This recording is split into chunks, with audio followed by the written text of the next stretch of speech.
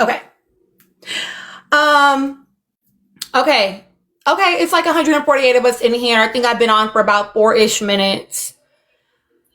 Bad or Gigi, will one of y'all DM dark skin the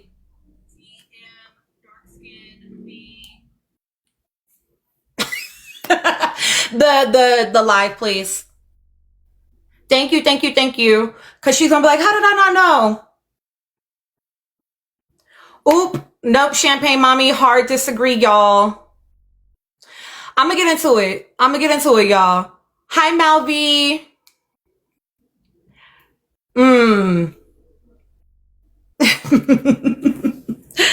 Okay, I know that people probably want me to start with Casey and Aniya, yeah?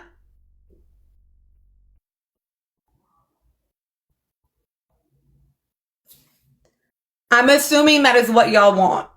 Um, oh, thank you so much, Gabby. That one gal, exactly. Thank you, Moanica. Yeah, Moanica. Thank you.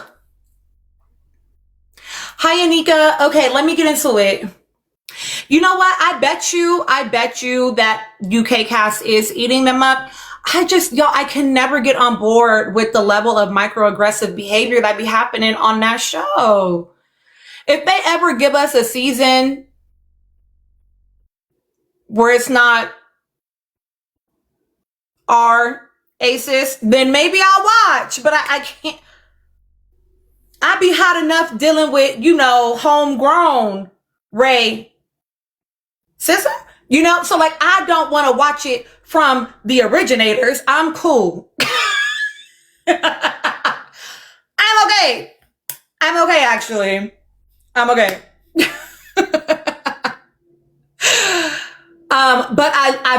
But I do believe that, right? If nothing else, like they're just direct in a way. I would assume that like we're probably not in the States. And that's, you know what? Listen, to your point, my time, everybody active every night. They said we just gonna give y'all the hideaway. I wonder what's in those contracts. I wonder what's in those contracts about people getting busy in the room with you. Because technically, yes, these people are on a TV show, but this is a job. There has to be something legally in there where they can't like get them for sexual harassment or something, because it'd be a little freaked out in that room with everybody up in there. You feel me? Because damn, exactly, larger curves. Like, I don't want to do that with you.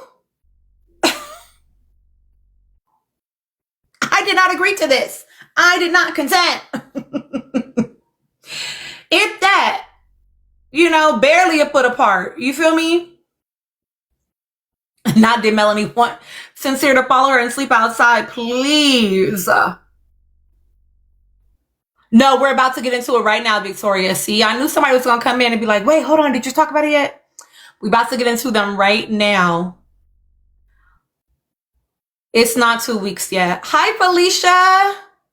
Jim, listen.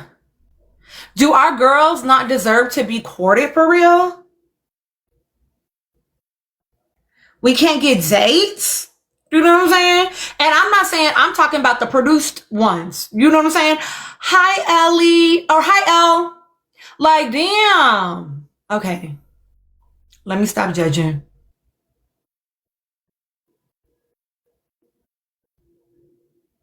Hi, Cookie. Okay. Let's get into it. Hi, Shanice. Don't even give me... That might have been why they sent their asses to the goddamn hideaway. Okay. Casey and Aniya. Aniya was vindicated tonight. And I know I said it in my fucking... I live reacted to the... So y'all know I'm live reacting to the show. I'm watching it and live reacting in real time. Don't ask me when they're getting on YouTube, okay? Too much pressure. Don't do that. But but I am. And what I said in my live react was, and I know that you bitches are still going to be on her neck, even though this man quite literally said out of his mouth, he said it would have had to be something exceptional. I wasn't willing to take the risk of losing what I have or messing up what I have that's good. And Sincere was hooping. What did I say to y'all? That I thought it was probably some bro code going on. Did I not? Did I not tell y'all that? And did that man not confirm it out loud for you tonight?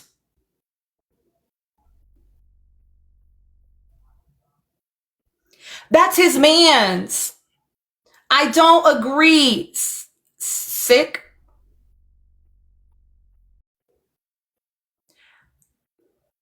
What these men have to get to a place to is being willing to say the thing that is unfucking comfortable. Aniya, listen, I'm not going to keep letting y'all, not you Sick in general, right? But like the general public, I'm not going to keep letting y'all have your foot on her fucking neck for a grown man. Stop making women responsible for grown men's fucking actions. Stop doing it. Stop doing it. It's giving that you are on the peen of the patriarchy and don't even realize it. Don't keep riding it. You get to get off at any point. I promise. Let this be your stop. Okay? No shade. Truly all tea. Okay? I know I be sounding a little bit like I'm on you, but I'm not being on you. I'm literally just saying, you feel me? Because the man literally gave us the reason why. She literally says to him, I don't want it to feel like I'm keeping you from exploring. I don't want you. What else is she supposed to do and say? If that man cannot sit with her and say, honestly, yeah, I do want to explore her. Why is that her fault? Explain to me quickly why it is the woman's fault that the man is not being honest and direct. And let's keep it a bean. This is not the same situation as med school and warm regards, okay? You have yet to see Aniya be accused of turning the villa upside down, of being a chaos agent, or even seen her have an explosive reaction. She just wants the man to be direct. And I'm going to tell you what I said in my live react. I feel like my sister keeps asking because she can clock that something is not being said in the response. And what I think is missing in the response, he did, Ashley, he did. But then you have to remember, right? You have to remember he said that, but then she hears other things. So it's like, well, which one is the truth? Now I'm confused because like she said tonight, I don't know what you guys talk about when it's just y'all. So when you all say something that makes it sound like maybe he's not being direct with me or being honest with me, now I'm confused. So what the man needs to say directly, just straight up, is like, yes, I feel like Soul was attractive. I would have liked to explore her. After our conversation and after me weighing my options, it really didn't feel like something that I wanted to risk this relationship for. I'm going to get on him about that in a second. Just give me a minute. And then because Sincere is my homie, once I saw that they were locking in, I took a step back. It's not about me feeling safe with you. It's about me valuing this relationship in a way that makes me not want to risk it. He needs to just say that, though. He needs to just say that.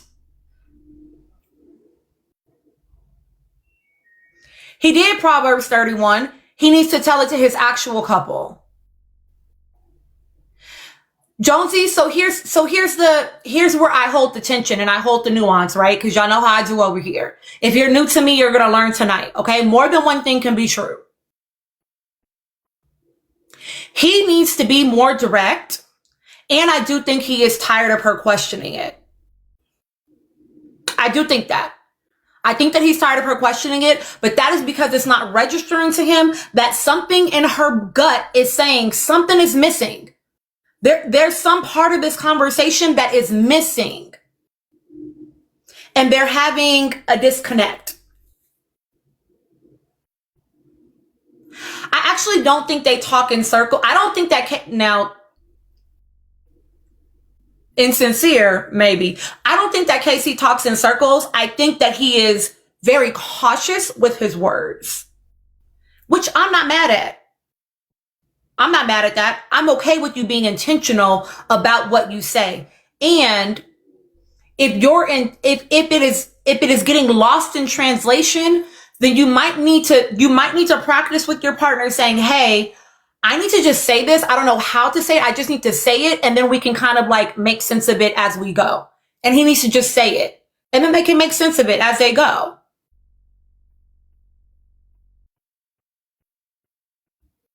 For what, bad? Their goal? I don't want to give that he's been managing her, or he's like managing her emotions. We're on Aniya and Casey. I don't want to give that. And the reason why I'm not giving that is because she feels her feels and then she just asks for clarity. I actually don't think Casey is lying. I think he is just poorly communicating, and he is omitting pieces that are important, which I guess you could say is lying. It is like lying by omission, right? Like he's not telling the whole story. Aniya has not explored other people as far as we know. Let me also say this. There's not a motherfucker in that villa for her to explore. I want people to get off of that. No shade. All tea, y'all. No shade.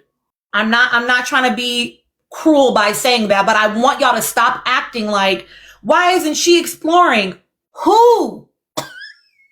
Who's she supposed to explore? The colorist?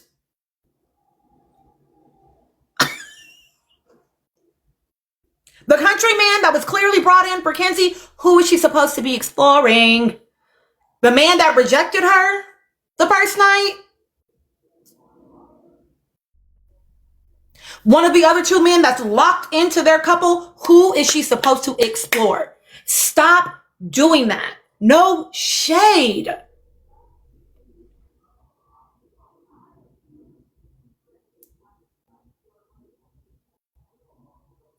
I don't think that, listen, I don't buy for a second that Sean was actually exploring that girl.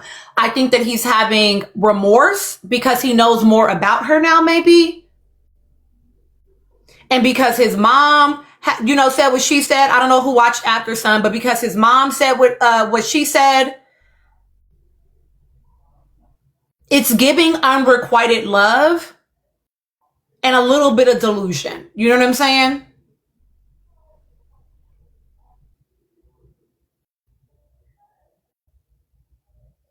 And no shade, Alti, he shouldn't be exploring a 23-year-old.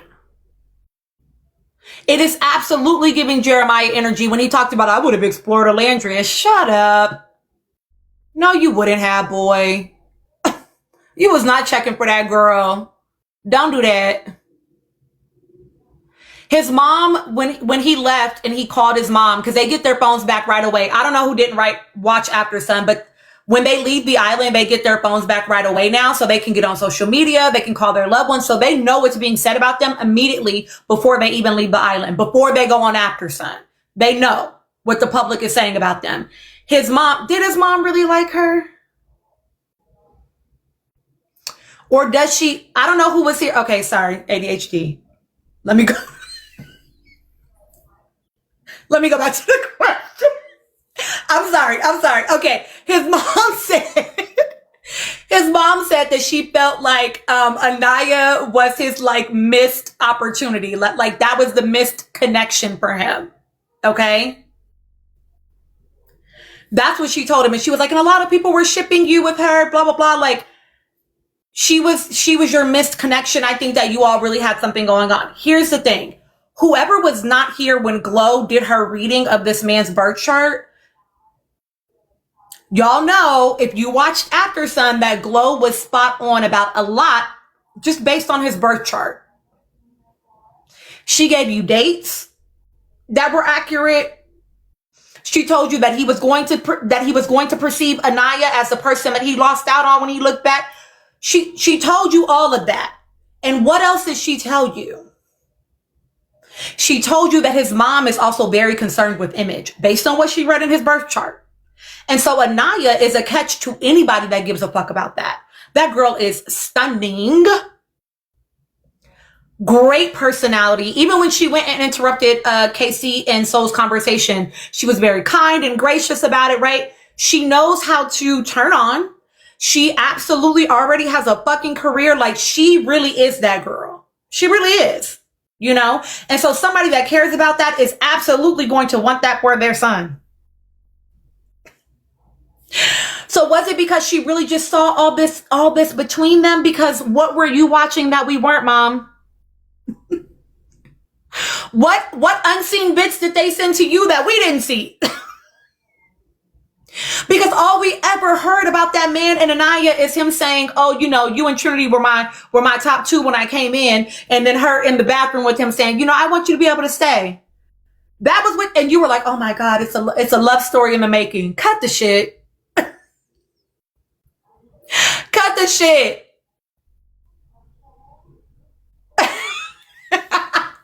So all that to say, get up off of Aniya about, I'm sorry, it's my bathroom and then my closet. Don't be creeped out. There's nothing scary in there, I swear. Sean ain't coming back. Sean ain't coming back. He's home for his son's birthday.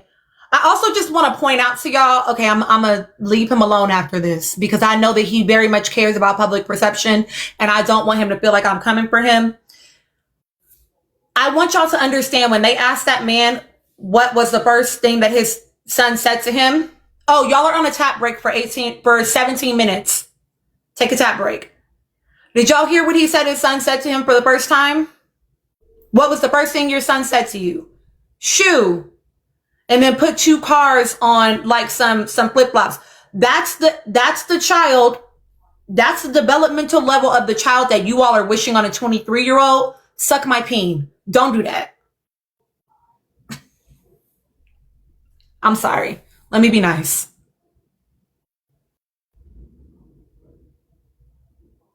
Stop it. These girls are having the summer of their lives. Cut it out. Okay? Oh, a tap break, De'Ara, just means that you don't have to tap the screen. You don't have to send any taps right now. And listen, I think that Sean absolutely should have love. It was not in that villa. They didn't send a woman in there old enough at any point for that man. And that's on casting and production. Period.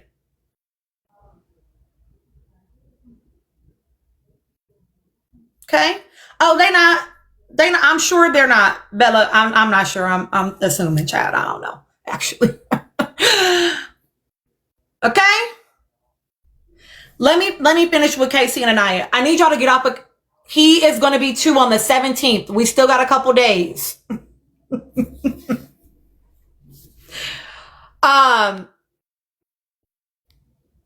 thank you, Priestess. We try to be gracious over here. Listen, bad, cut it out. As a mom who's, oh, thank you, Mila. My youngest child is going to be 14 the day after his baby turns 2. I already know what it's like to have a 2-year-old. I wouldn't wish that on her without it being like a choice that she made with her own body. It's hard enough having a child, and this goes for any of the girls on that island, okay? It is hard enough having a child, period. Having a child and navigating a partner that is navigating a co-parenting relationship is only harder. Why would you wish that on a 23-year-old? Stop it. Stop it. Sick of y'all. LaShawn, I would agree if these weren't girls on an island for 6 weeks in bikinis. That lets us know what they're on. That lets us know the vibe they're at. No shade, all tea. Like,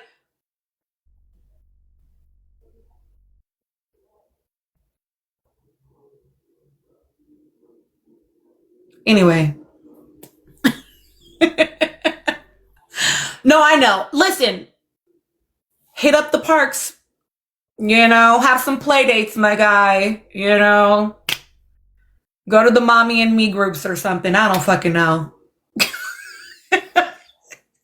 I don't know. Okay. Casey and Aniya. Get up off of Aniya because Casey literally said the reason why he didn't explore tonight. He said tonight why he did not explore Soul. He said that out of his own mouth. I need y'all to start letting men be accountable for their own fucking actions. Okay? Dark skin, he said to Soul, it would have had to been really great. Whatever it is, would have had to been amazing. I'm using that word, but really, it would have had to been exceptional for me to be willing to explore. And two things, not just Sincere. And Sincere was already balling. So basically he said, I wasn't sure and I wasn't willing to risk what I had for something I'm not sure about. And bro code. So why is it Aniya's fault? Why is it Aniya's fault? It's giving bird brain. Stop it. Okay, I'm sorry. But stop. Okay? That said, here's where I'm going to get on Casey's ass a little bit, okay? You don't know if it's worth it because you didn't fucking explore. How would you know if you never even had a conversation, boy? But y'all not going to keep making that Aniya's fault. Y'all are not going to keep making that Aniya's fault. Period. Literally free Aniya. Truly, I feel like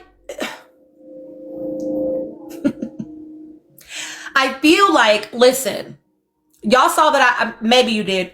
I made a video about Aniya. And I don't know if this person is in the room, so I'm not going to say your name, but I am going to address it. I made a video about Aniya.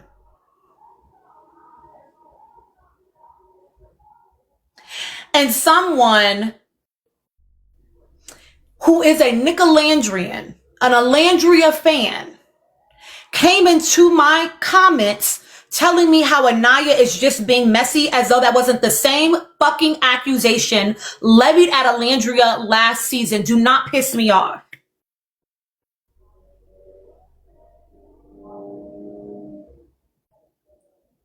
So of course I asked for evidence. I want the data. I want the data. Show me. Show me the moment. They never came back with any data. Because y'all just want to be mad at her. And I don't know how y'all are not seeing the way anti-blackness just be so rampant that they regurgitate the same fucking talking points. Okay, Juanita, I'll answer that in just a second. I need y'all to stop falling into the narrative. Thank you so much. Thank you so much, that one gal. I need y'all to stop falling into the narrative that KC is a victim to Aniya. I need y'all to stop buying into the narrative that Aniya is somehow the problem in that fucking villa. First, she's too much of a therapist. Then you feel like she should be controlling Melanie's actions. What? Make up your minds. You just want to be mad. Then y'all calling the girl messy. Name one moment you have seen her repeat something that somebody asked her not to repeat outside of her couple when she was emotionally charged. Tell me. Tell me. Leave her alone. But that's the one I'm referencing. Sincere. That's the only time you've seen her repeat something that she was told not to repeat And it was in an emotionally charged situation. The same way our girl repeated some stuff. You feel me? And we had grace for her about it. Why are y'all struggling right now? If you call yourself a Nicolandrian and you cannot, I'm looking at you sideways, because why are you an Alandria fan then? I feel like you couldn't have possibly been defending her when she was in that fucking villa.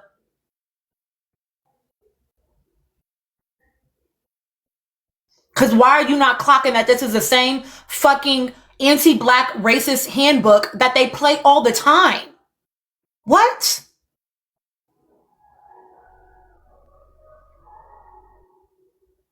Y'all, that shit makes me so aggy.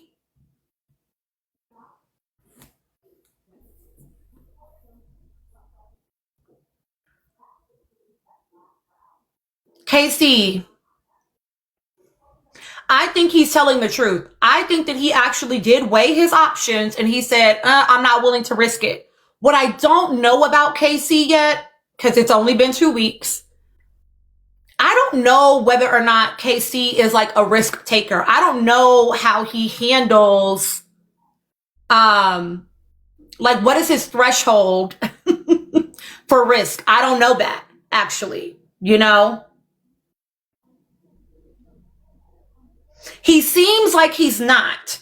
He seems like he's one of those people that is like, ooh, you know what I'm saying?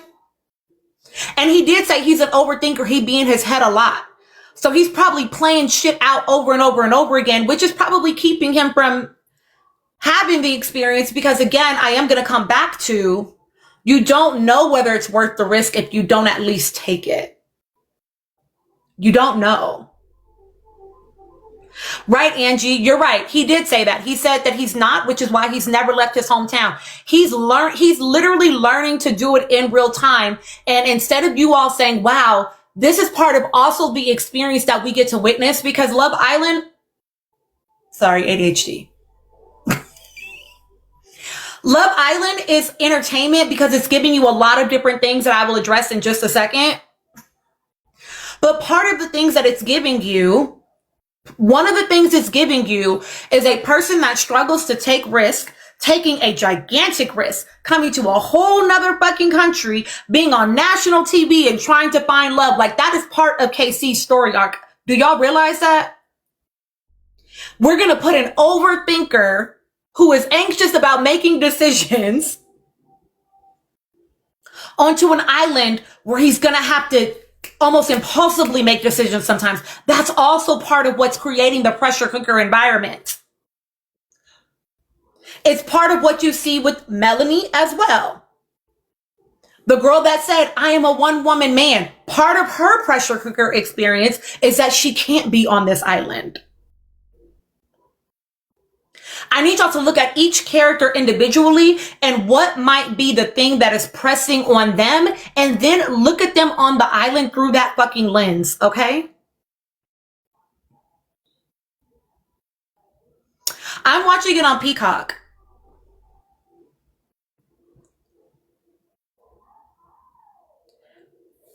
Right? It is why, who's another one I can give you an example of? Bryce. He's clearly got some insecurities. Part of his pressure cooker is about wondering whether or not his partner actually likes him. All of these people are in a pressure cooker environment just because they're with a bunch of fucking strangers for 6 weeks isolated. Yes. And they each have individual tics that make this environment especially tense on them. And part of KC's is that he is an overthinker and it keeps him from doing things. Listen, Jennifer, that's the question. It keeps him from doing things. So he's already stretching by being on the fucking island. He's already stretching. So he might be like, no, I got to hedge my bets. I can't take no more risk. And we're part of us experiencing KC is about us experiencing him either overcome that or not be able to. That's also part of what we're supposed to be watching, y'all. I don't know if people are recognizing that. I'm actually going to make a video for y'all about this in more detail at some point, but that's also part of what you're watching.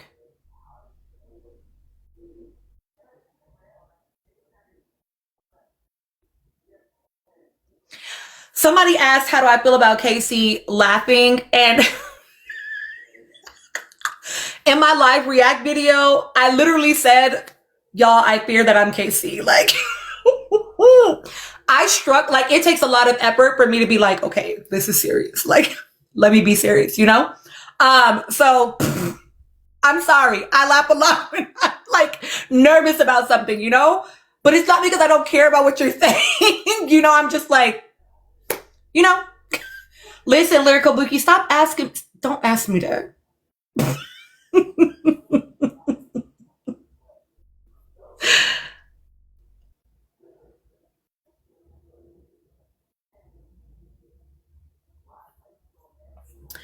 um, it's okay, Lyrical Bookie. I'm just kidding. Listen, so like I'm not gonna like I think he really tried to like tune himself into that conversation. I'm not gonna give him too much, but I don't think it's because he didn't take it seriously, y'all. That's not how I read it. It felt like nervous laughter. And I that's yeah. Okay, what else do I want to say about Casey and Aniya? What have I not touched about them? I think he really needs Aniya to believe him. And I think that Aniya is gonna have to get to a space where she either is going to or she's not. You know? And that's it.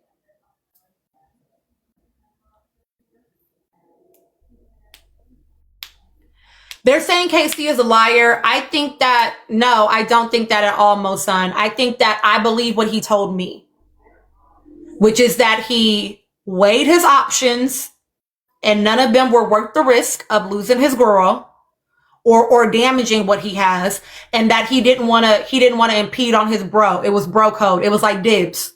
That's what I think is what that man said.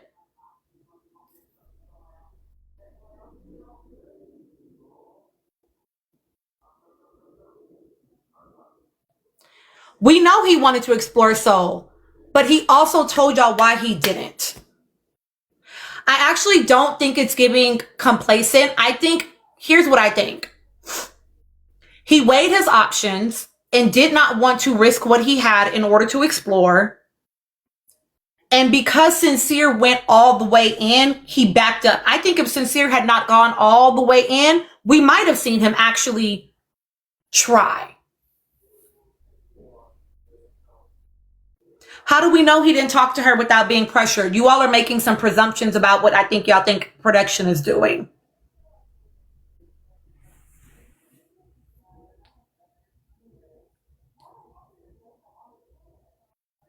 And I will say, I think it's exhausting, Kyra. I will say that he told her on the dock that if he wants to explore, he will explore. Like, he has said that directly to Aniya. So I don't know why y'all think that he is like only doing it for the sake of her feels.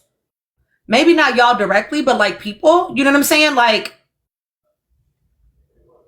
okay, Gigi gave y'all 15 minutes to get to 125K, so 45 after the hour.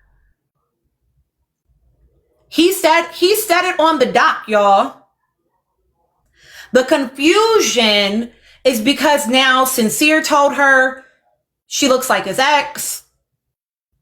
And Zach said he really wanted to pursue her at some point, but he is so happy with you that I think right, whatever. So when she's hearing these other things of like, oh, he looks like her ex, which y'all about to be mad at me about this, but I don't care. Sincere told her she looks like his ex. What did she go back and say to KC? She's your type. But y'all thought that KC gave her that Black is Beautiful conversation for no reason?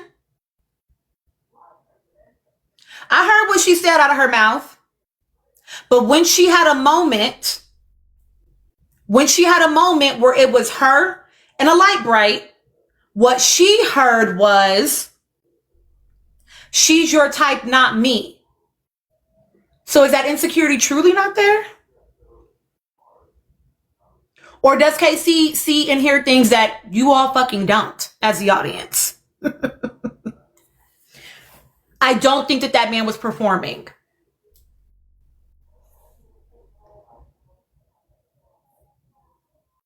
And Aniya, I love her down. And she sometimes has a heart. She hears parts of what she wants to hear sometimes. And that's like her own thing to sort of like work through, right? And so kind of what I'm curious about now with Aniya is, has she dealt with partners in the past that they say one thing, but it's another, right? And where she's had to find out they were being dishonest. And so that is creating a level of anxiety for her. And I think that that potentially is her pressure cooker.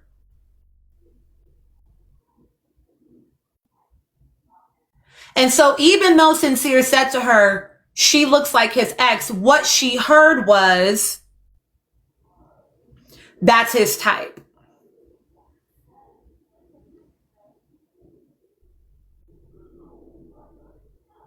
And so that's her, her as a person on the island, that's part of her pressure cooker experience, is can she get over the anxiety of thinking that I'm going to find out that you're not telling me the truth and just take something at face value? Yes, it is a type of hypervigilance. Absolutely. I need y'all to listen. I hear you about it. I hear people saying like, projection, or, she's holding him hostage. It's not that. Right? What she is doing is similar to what Melanie is doing, right? Which is bringing her previous experiences into the current couple. And I'm going to say this, that's so fucking common. That is not unique to them girls. That is extremely common. And no shade all tea. No shade all tea. A safe, healthy dynamic is going to bring up shit you didn't even know was there. Because it's finally going to regulate your nervous system enough where you're going to see shit that you did not even know was there.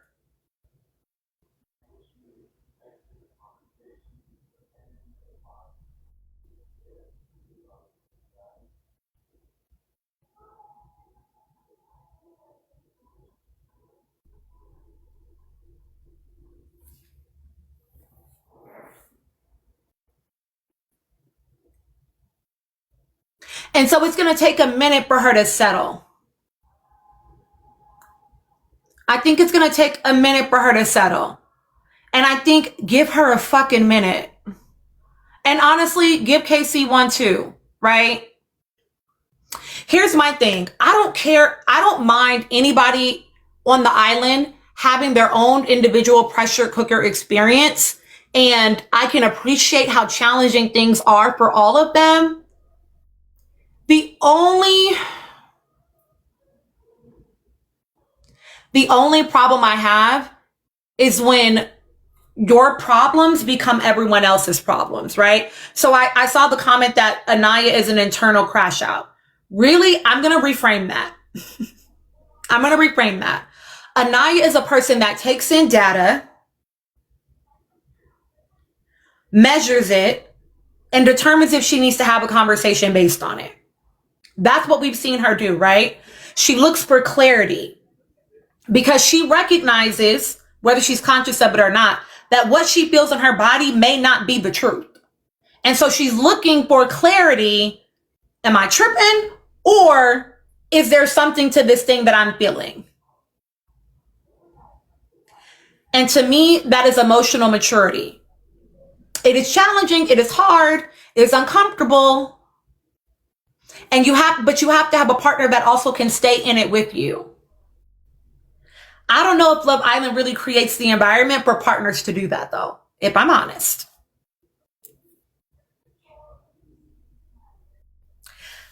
That said, I feel like we have seen an Islander this season who has made their emotional experience everybody else's responsibility. That is what I take issue with. That's what we're talking about. Because if your regulation, I'm not seeing a lot of, with this particular Islander, I'm not seeing a lot of internal regulation or self-regulation. I'm seeing a lot of requests for co-regulation. And it is unfair to ask the island to hold that for you. No, yap. Nope. That is what I take issue with, is I need you to have more skills on how to regulate oneself and not require that of the villa, right? Everybody should not have to feel the consequences of your emotional dysregulation. That to me is unfair. That's what I don't like. I'm not saying that you can't be emotionally dysregulated. I'm saying it's not everybody else's business to help you regulate. That's what I'm saying.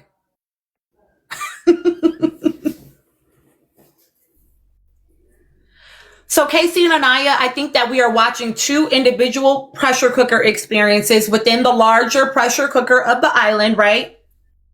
We're watching Aniya have this experience of, can I trust what I feel in my body? And so I'm seeking out clarity. I'm looking for some confirmation or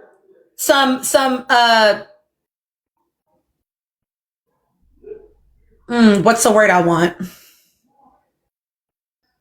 Why can't I find it? I'm looking for confirmation, or I'm looking for something that does not confirm it. That's not the way I want to say it, but whatever. Not reassurance. So she's looking outward to see, okay, are you going to reassure what I feel in my body? Are you going to confirm it? Because you're going to tell me something that confirms what I feel in my body is true? Or are you going to give me information that disproves it? Thank you. That's the word, Erica.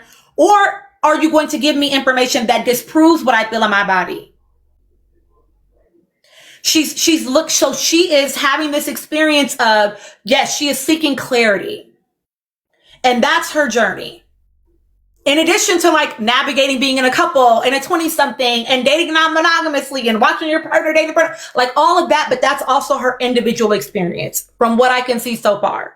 Casey's individual experience so far is him learning how to get out of his head and make decisions even when they feel uncomfortable or even when he is not sure of the outcome. He seems to be a very measured person, which I don't know anything about this man.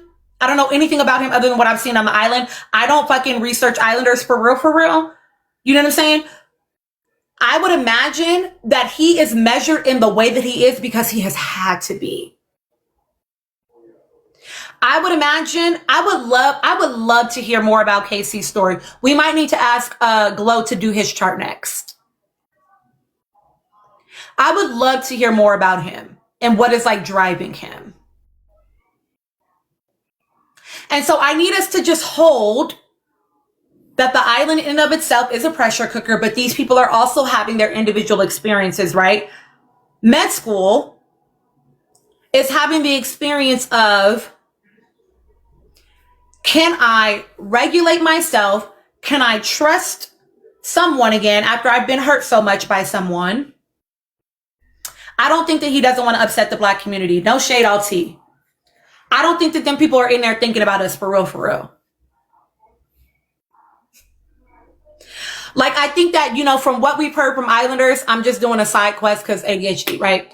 What we've heard from Islanders, like at some point they stop even being aware of the cameras. Like they're literally just living their lives in the villa. If they were constantly in there thinking about us, they would be so fucking mentally fatigued. I agree. I think he doesn't want to hurt her for sure. Sincere forgot immediately.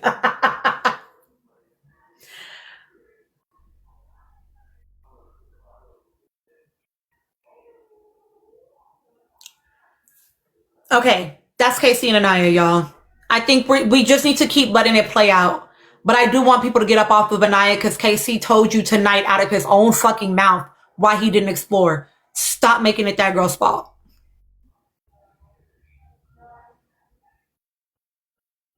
Clock it. Zach next. Hi, Toya. Zach next. Okay. Zach. Zach is a little bit of a shit starter, huh?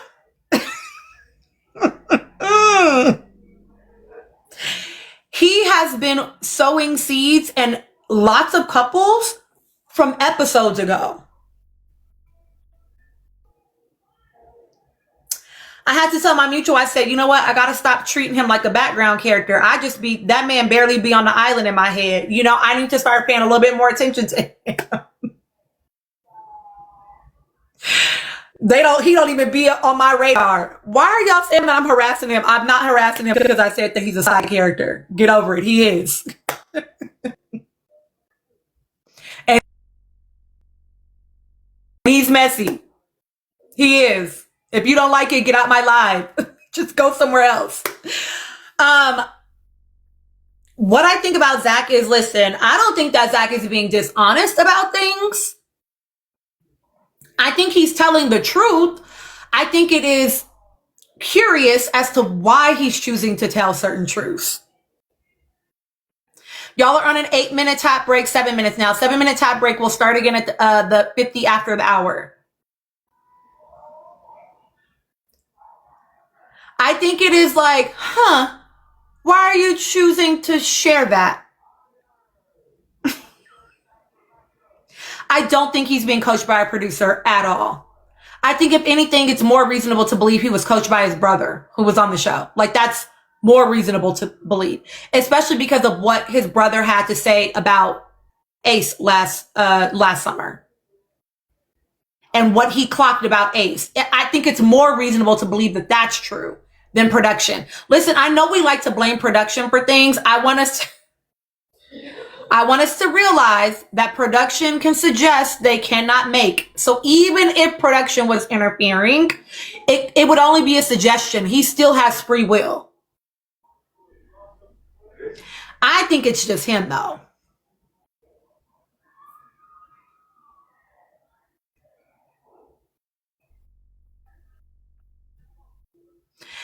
Exactly. Neither he nor Kata are exploring anyone else. And here's the thing.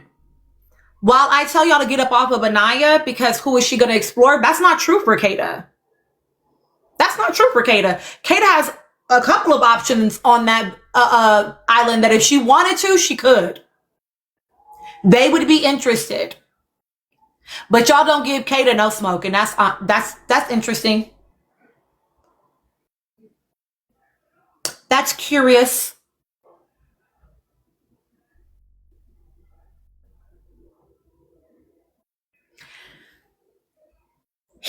So Zach, for me, I think he is telling the truth in his mind. I question the motivation and the intention behind it.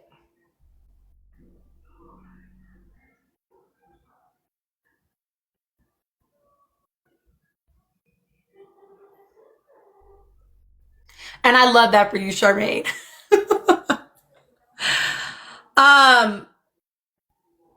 What else about Zach? When did Zach say that Casey wants to win?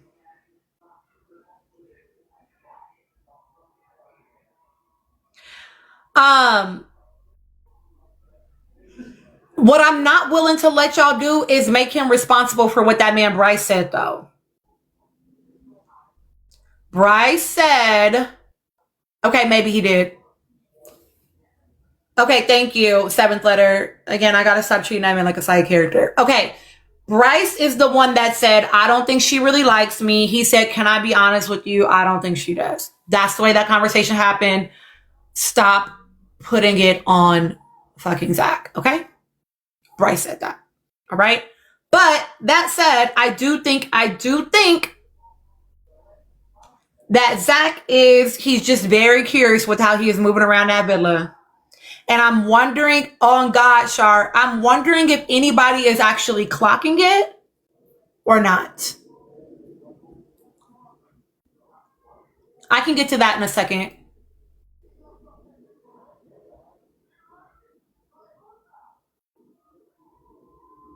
Yeah, he chooses when he shares the truth. You know? Listen, I think that that's confirmed that Kata is his safe option, because he literally said in the bed tonight that he, well, what if we do that and then someone else, comes in and then and then said to her the next morning that it was about him being worried about having to basically having to still see her after they got, deeply connected, and she would be in a different connection. And I am calling bullshit on that. I don't think that that's what that is about at all. I think he heard the public making judgments about certain islanders that got a little close with their connection and then ended up in different connections. I think that that's what that's probably about. And I'm about to get right to that. I'm about to get right to that comment. Because, baby, tonight I was like, oh, my God, the 22-year-olds are 22. The 22-year-olds are 22. And that would be okay if she wasn't with the man with a fully developed frontal cortex, 4 years older than her, and one that's 7 years older than her. It would be okay if they were being 22 with another 22-year-old that's also acting like a 22-year-old, right? But that's not what's happening. Them girls are gone. And I'm like, baby, I literally said in my live react, I was like, where is the big sis advice? This is why Bea still needed to be in the fucking villa. Because somebody got to put help them put their feet on the ground. Because you heard it. You instinctively knew something was off. You said something to your girl, and then you let that man feed you that lie. And now you're trying to throw it back tonight? Please. God. But you know what? Hey, we all got to be accountable for our actions, and this is going to be her lesson learned, This will be her lesson learned. Good night. Correct, Kata. Correct.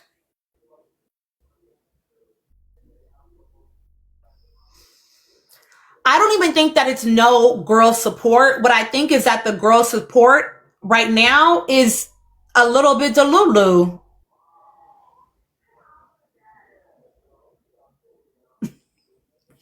So how can they give good, I think they all a little bit, there's not a lot of wisdom right now. They are very young. Absolutely. Which Joyo boy, which is why Bea said when she left, y'all better check bitches, because she's like, y'all cannot just be out here winging it. But that's probably what they're gonna do. I don't think so. Listen, beyond the villains, I don't think those men are doing enough to call them love bombing, to be perfectly honest. Okay, y'all are 15 minutes to 175K. 5 after the top of the hour. 5 after the top of the hour. Betty, Kenzie.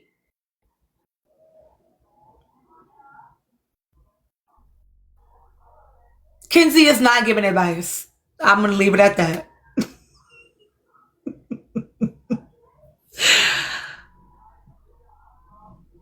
She's not giving advice, okay?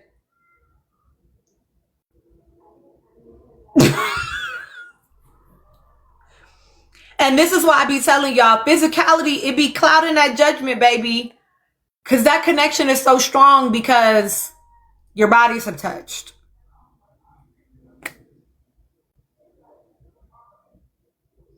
You got to keep that head clear in early days.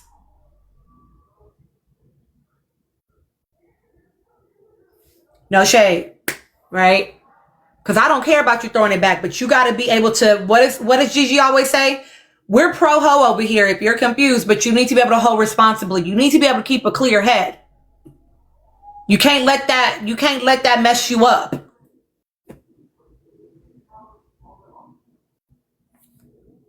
Listen, emotionally compromised my time. Absolutely.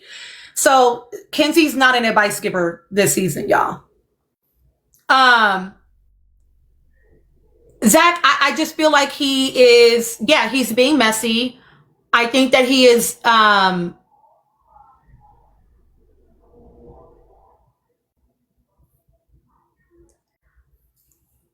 here's a thought I'm having as we're actually talking about it in real time.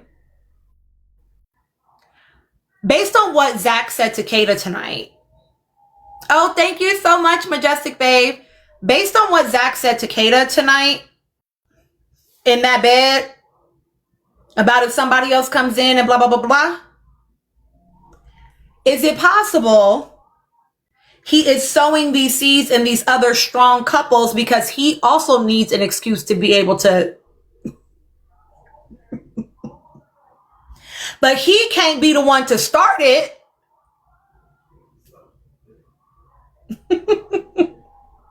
He wants to be able to say, oh, this is what we're doing. See, this is what we're doing. You know, I just want to be able to do what he wants to do. And it's like, because you want to do it.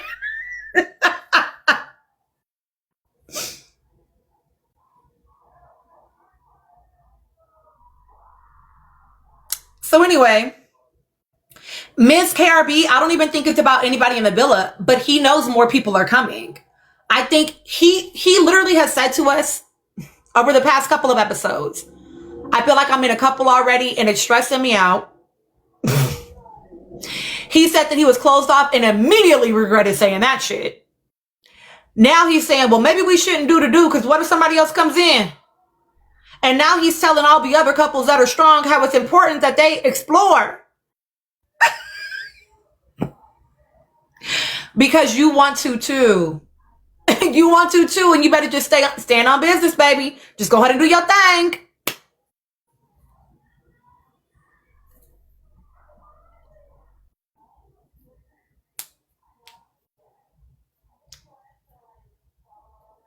You know what I'm saying? Hi, Ginger. Yeah, he's literally talking to himself out loud through other people. I absolutely think that Zach wants the ability to explore. I think when he said to Jen and Soul, I'm just happy. I don't really want to explore. We're basically closed off or whatever he said. I know he said that to Kata.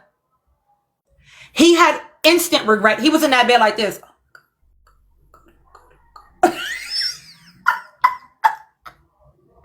Victoria, he told them he was 100% happy, but then he went to Kata and said, I basically told them we're closed off.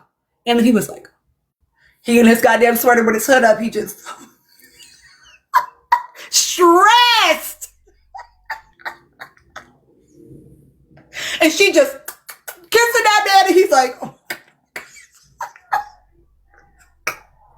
Which is why the next morning he got up and got in bed with Bryce. It was like, I just feel like I'm in a relationship already. And it's too much. I'm feeling stressed. I don't think so, Victoria. I think he truly does want to be able to explore. Otherwise, I don't think he would be being stressed about it. He spoke a little bit too soon, is what it boils down to. Listen, he flew too close to the sun. And so then he walked it back the next day, right? He walked it back the next day a little bit, right? And then he tried to soft launch it again about them not getting too physical because, what if somebody else comes in,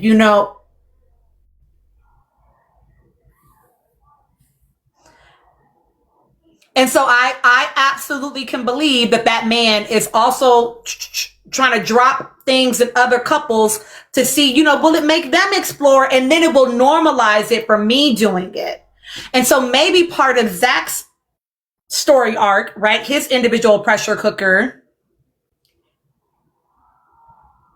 is making unpopular decisions that center himself without needing group approval. That might be part of his pressure cooker experience. I don't know nothing about that man, but based on how he's moving, I could see that being true. That he is one of the people that like needs outside approval in order to feel safe making uncomfortable decisions. And so part of his experience is, can you do it even when you don't?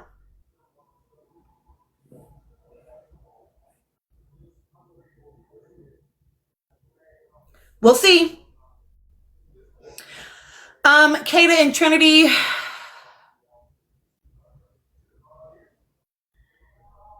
I fear my girls are a little bit lost in the sauce. Between what Bea said that Trinity said, so if you didn't watch After Sun, Bea told us on After Sun that Trinity said it's Bryce or nobody pretty much. She would just go home if it's not him. I'm paraphrasing, okay? That's basically what she said Trinity said. Mind you, it's only been 2 weeks, okay? 9 days, however many days. 2 weeks, okay? We got 11 episodes, okay? And then the way that they reacted to Gabe tonight, and then Kata saying that, was it Kata that said it or Trinity? It might have been, it was Trinity about Soul, that he wanted to have his cake and eat it. I mean, about Soul and Sincere, that he wanted to have his cake and eat it too. While we can all agree that Sincere did not go about that exploration correctly, actually, it's not about having his cake and eating it too. It absolutely just is the premise of the show. It's the point of the show, baby. And so another thing, right? Another thing that I'm going to talk to y'all in more detail about in a video that is happening on this island is you have a bunch of monogamous people trying to date non-monogamously. And that's going to be part of their pressure cooker experience as well. Because can you do this new thing?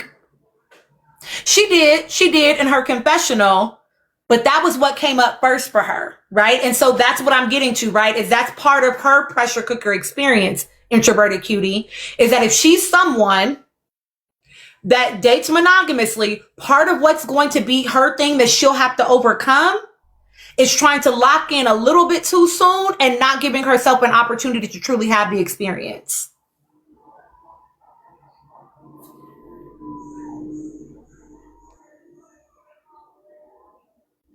Correct, my time. I think the only person that said they had I know that Aniya said she had a roster. I know that Kenzie and Melanie both said that they are one-man women. What did Trinity say? I don't remember. No, Aniya has roster experience, which is why I'm going to make a video about it. But basically, I'm going to talk to y'all about what I'm seeing on the cast so far are monogamous people, ethically non-monogamous people, and then cheaters. And watching how they are all navigating this villa. Because Aniya has roster experience, right? But I would bet that it was ethically non-monogamous. It wasn't no secrets. It was direct communication. Everybody knew that she was just dating. And so this is why she keeps seeking clarity, because I just want you to tell me whatever the thing fucking is. You know what I'm saying? I can deal with it. Just fucking tell me, but don't tell me something else versus what it is, right? Which I already got into all of that. I'm not going to get into it again. Sincere, you're watching him move how he's moving because he only has player experience. So even in an environment where you have permission to explore, he doesn't know how to do it ethically. He's moving like a weirdo unnecessarily. You know what I'm saying? And then you have people like Melanie, like Trinity, based on what she said at least, right?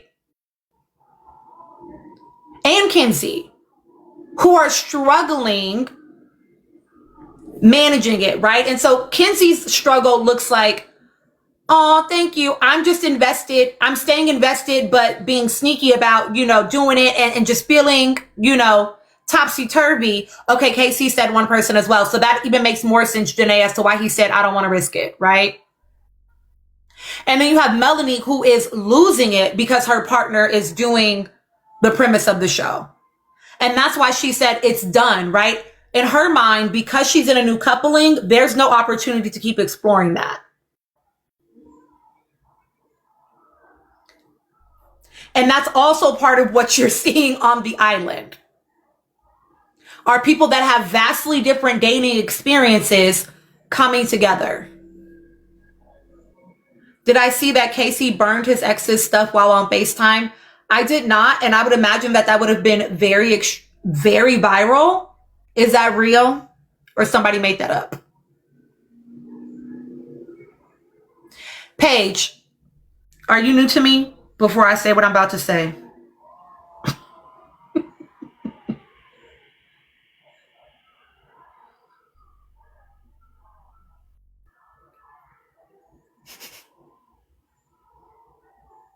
You don't have to be sorry. I just want to know how I should respond. Okay. So Paige, I'm just going to respond to your comment. He's lying to her constantly. It's not that he's doing the show. That's my point, babes. Right? Is that Sincere comes from a cheater background. We all know that because he said it to us. So he's not exploring in a way that is ethical. He's not exploring in a way that is honest and transparent. He's not doing that, which is causing the experience of feeling gaslit, the experience of feeling crazy, right? He is doing it unethically, but the point of the show is to explore. More than one thing can be true, right? So she's losing her mind because he's exploring before he even says anything to her about it. She was already tight when she heard that he pulled Kata, before he even said anything, before he even got over there and lied to her about the intention of it. She was already tight, right? So she's tight because it's happening, period.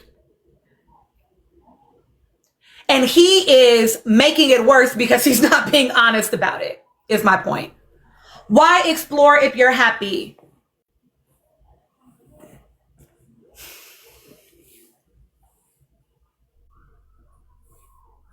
Because that's the premise of the show.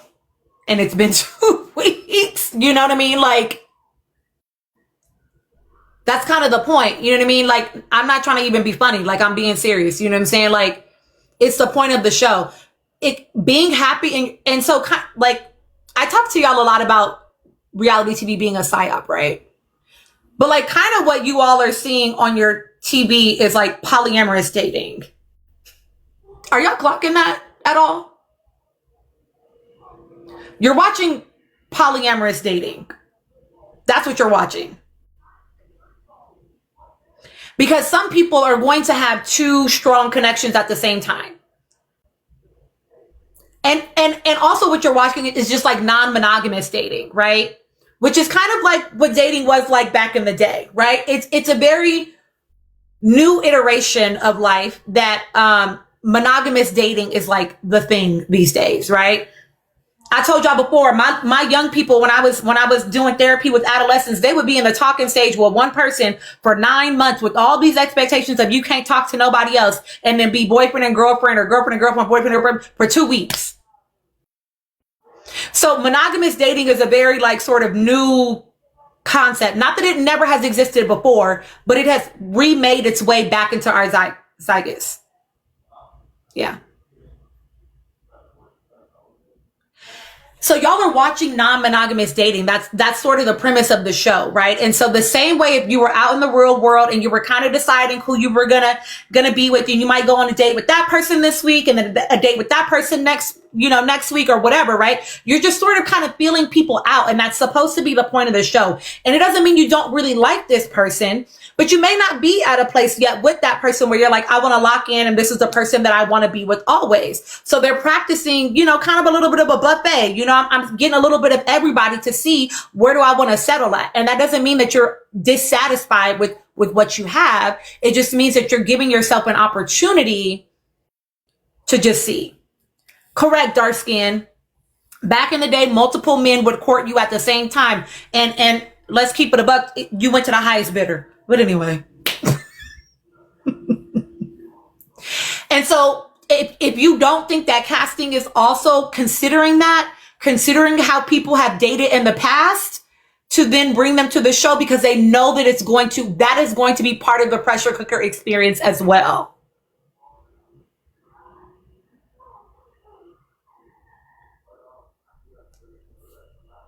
Right?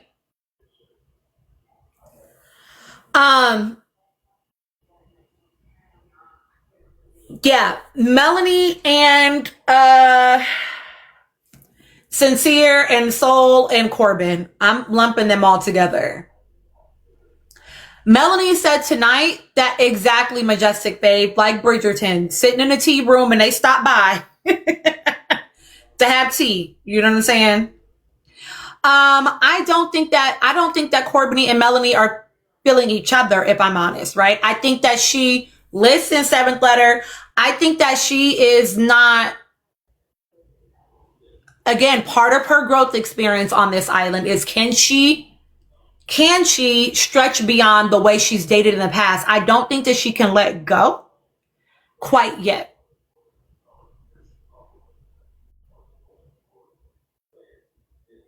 I don't think she can let go quite yet. And I think it's going to be very hard for her on that island, if I'm honest.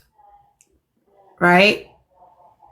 Her asking Soul what she asked her telling Soul that she doesn't want to fight with her. She didn't want to have no beef with her. Again, reiterating that.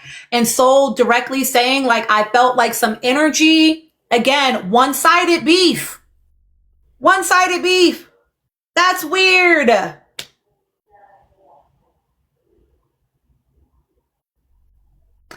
I think she's going to struggle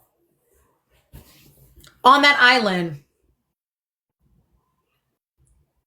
I think she's going to struggle watching that man be with that girl. And no shade all tea. I'm just not fucking with all the energy being aimed at women rather than that man. I don't believe in holding women accountable for men's actions. You can be accountable for your own actions, and maybe it's in relationship to a man, but I'm not holding you accountable for his actions. That's actually boo, tomatoes. I don't like it. Sincere. De'Ara explicitly her though. Right? Because so, not that I'm comparing, okay? I just want to give you two different examples. Actually, I'm going to give you three different examples. Aniya with KC and Soul, she pulled KC to talk to him about what's going on. I'm coming directly to you to give me clarity. I'm coming to you to give me clarity. I'm not pressing that girl about you, right? Beatrice, you watched her pull the man and the woman. Everybody tell the story so I can figure out what's the truth. She said, everybody speak up. Shit.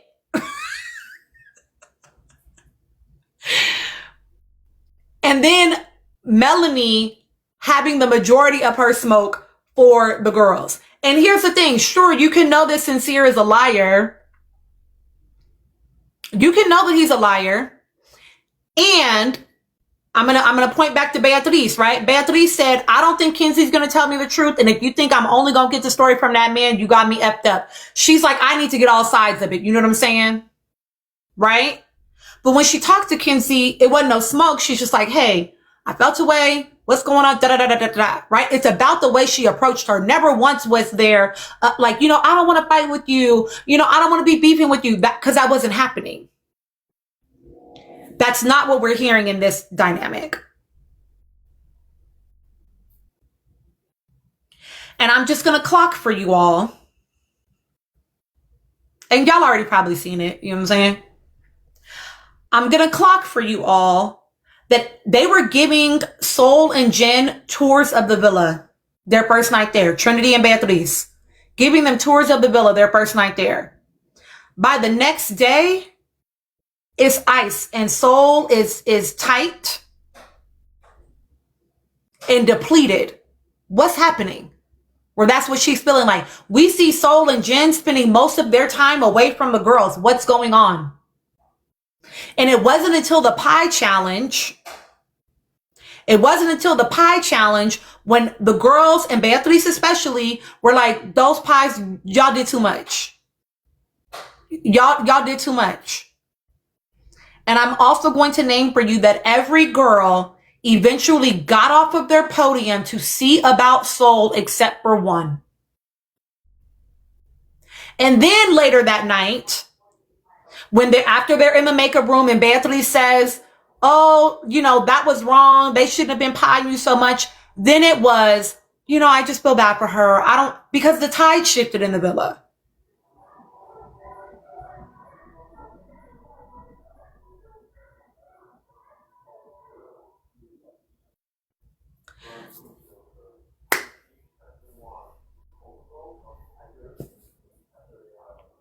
I don't think so. I don't think production stepped in. I think that Beatrice, like usual, from what we've seen from her, clocked it. She said in her confessional and on After Sun, she said, I said it then and I'll say it again. Melanie was supposed to be getting them pies. That's what she said.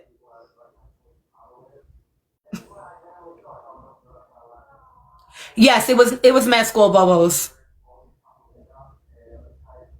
Bea said that in her confessional, and then when she went on After Sun, they asked it again, and she said it, and she said they were like, oh, that's right, you did say that. She said, yep, and I'll say it again.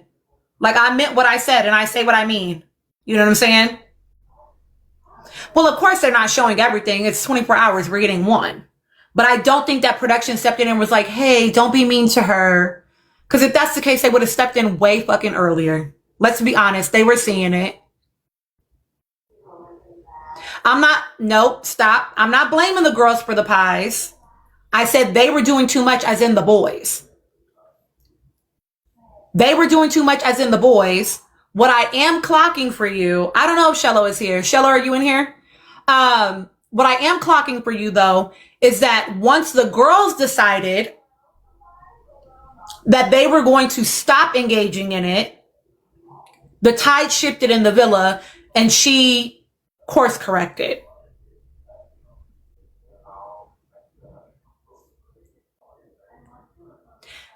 That said, I can imagine why the boys weren't giving her pies, though.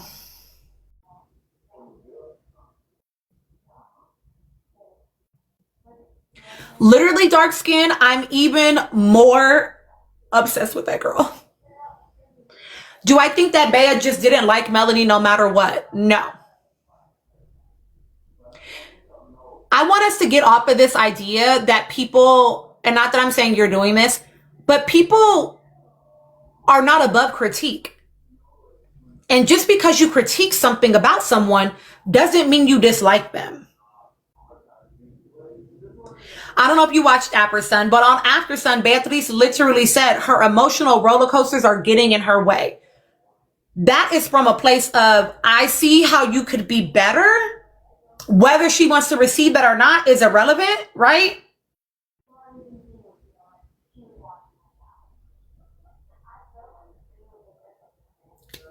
But I don't think that, like, I know that people like to, and I've seen it on in lots of spaces, mostly on threads. I'll be having to just block people.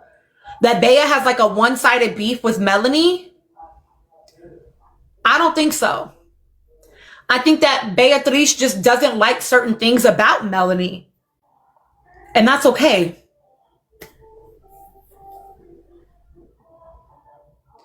And Beatrice is literally, y'all just have to go watch After Sun. She's saying things that everybody else is thinking, but they won't say out loud. Because there was one portion on After Sun where they asked some question. Oh, they were asking about her, I think talking to Sincere, maybe. I don't remember what it was. But she said, oh, yeah, they were like, oh, we thought y'all would have connected because, like, you both did track, blah, blah, blah. And she was like, yeah, she was like, but she would have burned the villa down. I don't even remember if that was the question. She said she would have burned that villa down, and she looked at Sean and she said, and you know I'm right. And he just smiled and didn't say no. He didn't say a word.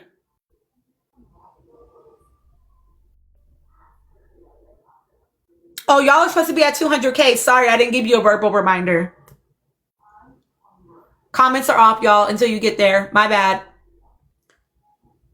So I think that, you know, Beatriz says the things that other people feel. She just is going to say them out loud.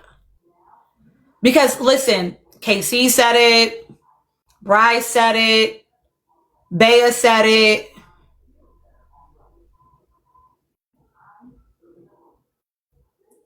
They've all said it in different ways. She's just the one that said it directly to her. She clocked something directly to her, but then the internet dragged her for filth for it. So I'm not mad at production, like not giving any more scenes of anybody doing that, because that fan base acts like that other fan base. Diluted. No shade. Maybe. So, you know, but I think if Bea didn't like her, there was absolutely no reason for Bea to sit over there and attempt to comfort that girl. If I don't like you, and as direct as Bea is, I'm not faking like I care about you being sad. I'm about to just be like, damn, she's sad. Like, so I think that was genuine concern and care for her. I just also don't like some of the things you do. More than one thing can be true at a time. We can hold the tension of that, guys. We can hold the tension of more than one thing being true.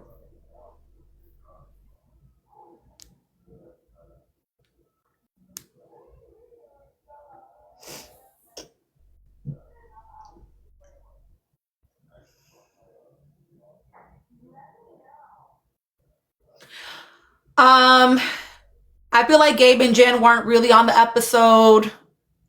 Like barely, you know. I guess he's trying, whatever. I don't really have a lot of thoughts about them, y'all. They're not main character energy for me right now. Like no shade bad. You know what I mean?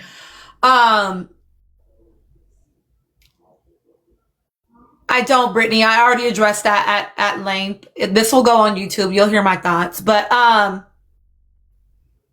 beautiful gowns, Sierra. You feel me? Trinity and Bryce. Y'all saw them, you know, canoodling a little bit more on this episode. No need to be sorry. Y'all saw them canoodling a little bit more on this episode. My opinion is not going to change though, y'all. So I know y'all are probably going to ask me about them every single time. My opinion is not going to change.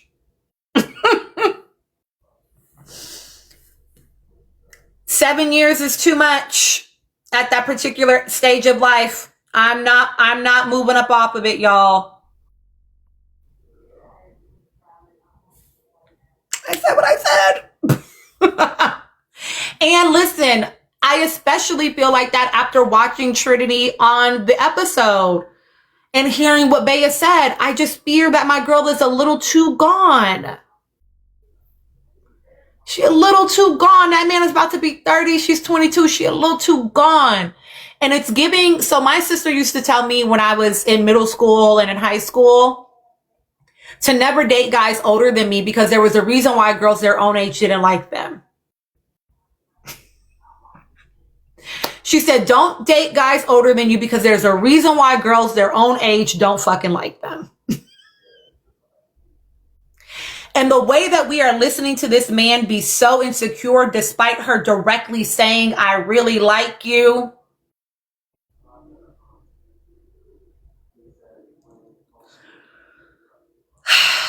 You're going to have to hold that.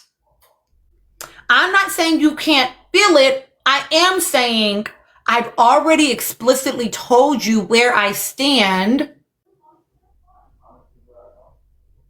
Stop asking me.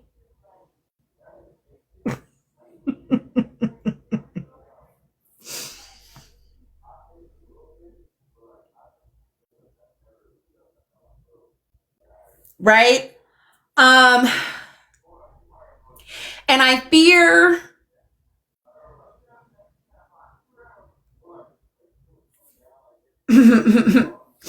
Not too much on Bryce, y'all, okay? Cause I'm 22. Not too much. No, but I get what y'all are saying. He graduated 12 years ago. She graduated 4 years ago. Vast difference, right? She literally was a COVID high schooler, or younger than that, actually. No, yeah, a COVID high schooler.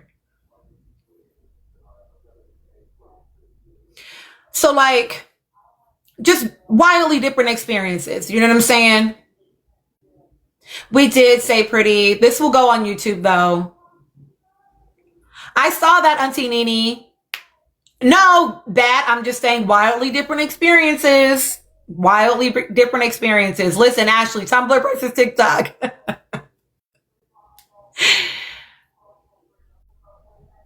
You know what I'm saying? So I also, and this is not me being shady to Trinity. This is also me saying, listen, dark skin, you already know. I also do feel like they're just, he is more, like traveled. Angie, I don't know. He's more traveled, etc. Like, she was working at a hardware store. Like, they're just different, and not that I'm saying that that is too much. I am saying that that's why I think I know people want to believe that production made him talk to Kata. I think he actually is interested in that girl.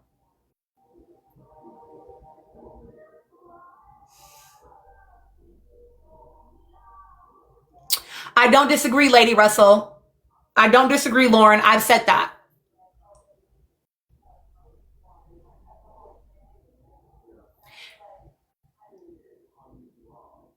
He did acknowledge the age gap, but then the other girl that he showed interest in was also 22. So now I'm curious, was that just performative, you saying that?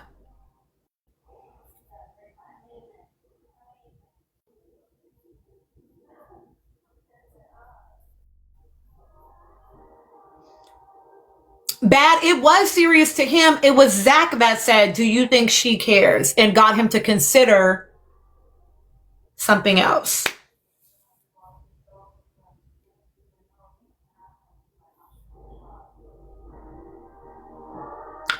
So, oh wait, are y'all talking about somebody watching it at my house? Yes.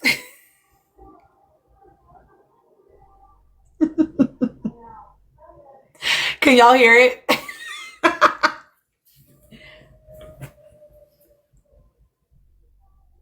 I think it might be bad. Are you talking about him saying that? The 22 to 26 years being like the most formative years, whatever? I think so. Let me tell you what I really think. What I think is that he means it. He meant it. I think that he also knows that if he's going to stay in the game, he doesn't have a choice about some things. He's not about to self-dump from that fucking island. He's not about to send himself home because he doesn't have any viable options. He wants to stay in there.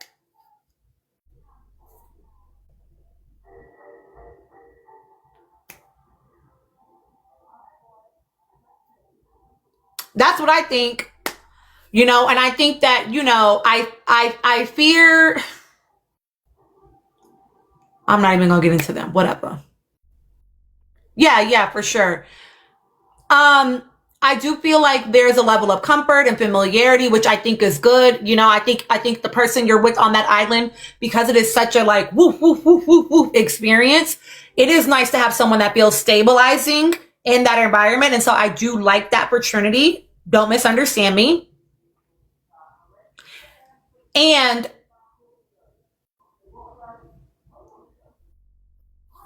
we'll just see. We'll see.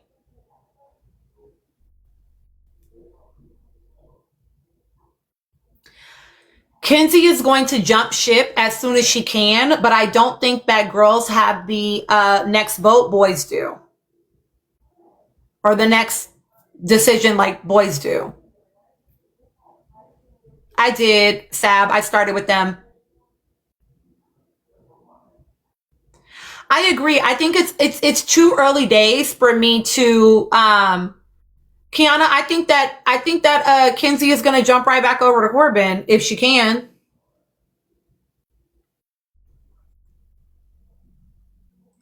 Um Maybe, but the girls are who chose last, but they might dump a guy again. I think they're gonna dump a couple the next time though, because they're asking us to vote for couples this week. And so whoever's the lowest ranked couple is who's gonna go home, which y'all better know. Y'all better lock in that the lowest voted couple better be fucking Corbin and Melanie. Don't piss me off. So I think they're dumping a couple this week. Oh, that makes sense, dark skin, that it would be Gabe and Jen. I think it could be Gabe and Jen for sure, because I think that they have like the least fan base out here.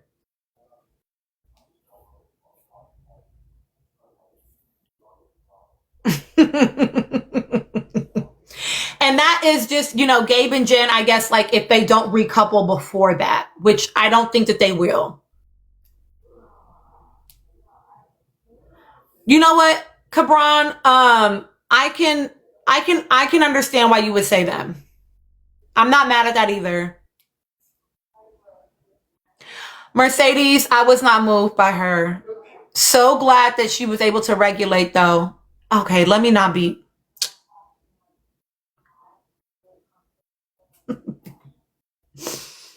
What I will say is I am glad that she was able to regulate to an extent after she got past that first night in the early part of the day. Glad that she was able to, keep it together during the challenge. I thought it was interesting that she said, that she feels calm when she's with Corbin Blue. She feels calm with Corbin Blue and feels chaotic with Sincere. I don't know why she's not clocking that she feels calm with that man because she doesn't have feelings for him. We need to see how you feel once you start liking that man.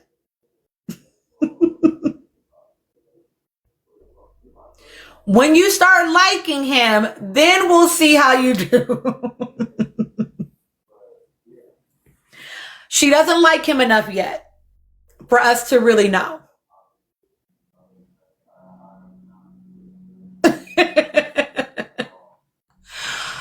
Sab, no, my love, it's too much, but this will go on YouTube. I actually am going to make a video for you all about why I could see potentially Sincere and Melanie getting back together.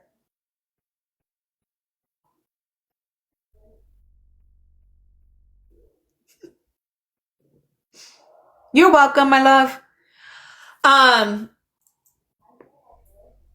I do think that they have a little bit of unfinished business because I think at this point they're both feeling like, they got pulled apart because of America.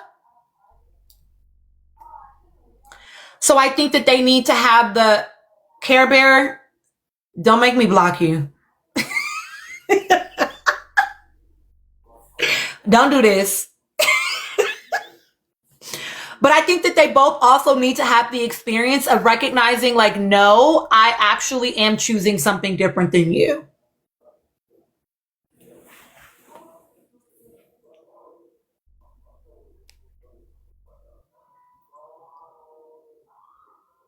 Brownie, you know what? I think he might care.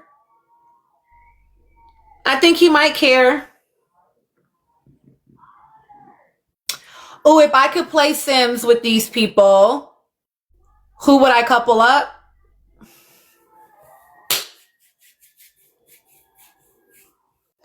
If I could play Sims with these people, y'all have to remind me.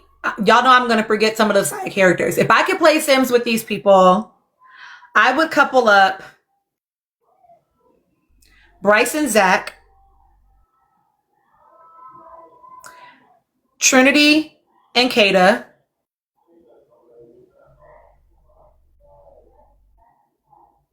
Soul and Sincere, Melanie and a plane ticket, Corbin and a plane ticket. Kenzie and Caleb. Who did I forget?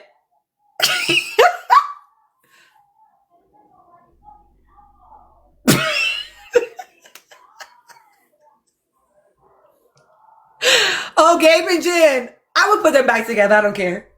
Oh, Aniya and KC. I would leave them together. For now. Brittany, I'm a key.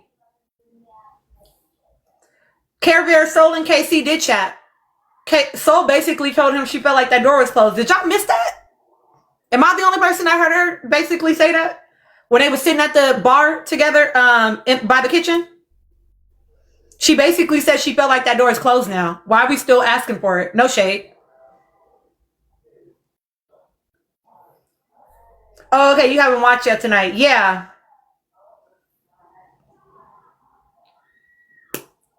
Yeah, they chatted twice this episode. And KC said, he feels like if maybe they had that conversation earlier on. Here's what I think y'all are supposed to be getting from that. Maybe I'm wrong. We'll see. Maybe I'm wrong. The first chat, Soul said, I kind of feel like the door is closed, right?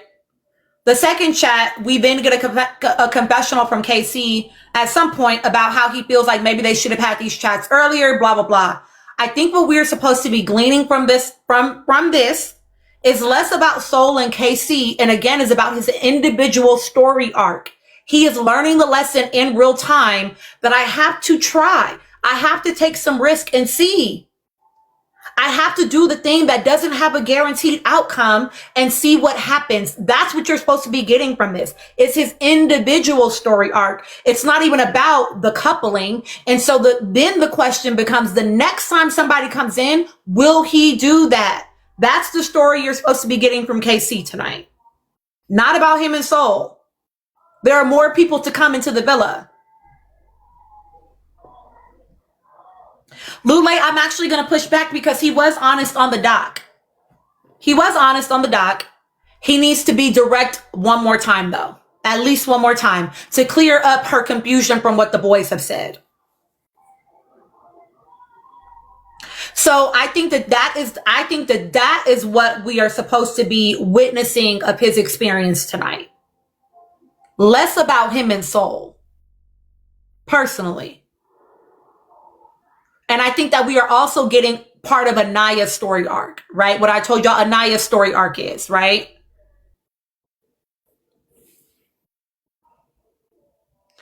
Do I think it would only take one more time for him to explore? Is that what you mean? I mean, ultimately his type would have to come in and that person would also have to be interested in him. But I think he's an attractive man and he has one of the better bodies in the villa. So I think that if someone comes in that is like, I think it would be easy enough for him to have a girl be attracted to him. Oh, damn, bad. I didn't give them no warning. No, he literally did say that, Lule. Wait, are you talking about to Aniya that he didn't say that?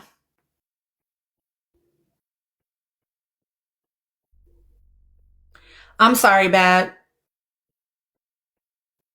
Okay, yes, this is what I'm saying. Like he needs to be, he's only telling her a portion of that.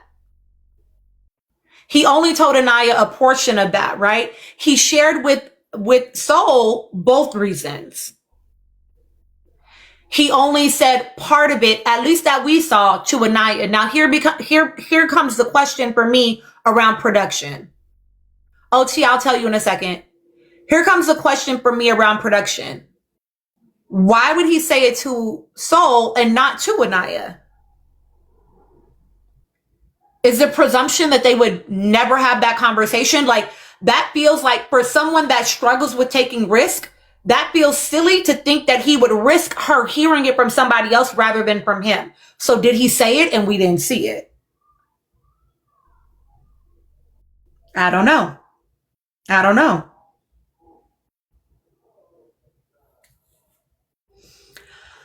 We're going to give y'all 5 minutes, 230K. Y'all will get there faster. Okay, so Aniya did hear it. Okay, so there you go. Right, you're right. He said it in the challenge that it was, Sincere was basically locked in on her. And then he also gave her the other part of that.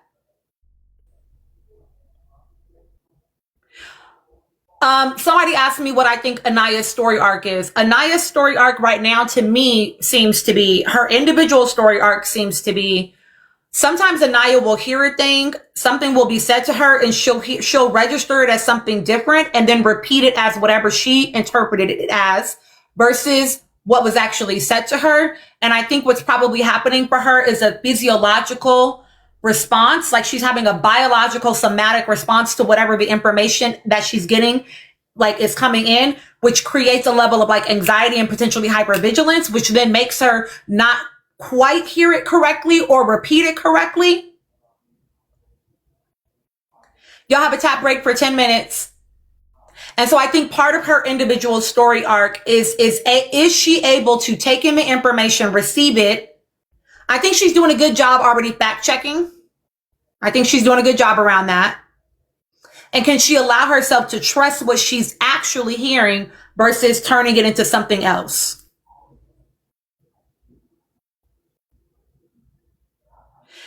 And I don't know anything about this girl or I don't know anything about this girl, like what she dealt with, but I would say that is it's a very common experience to carry if you've dealt with someone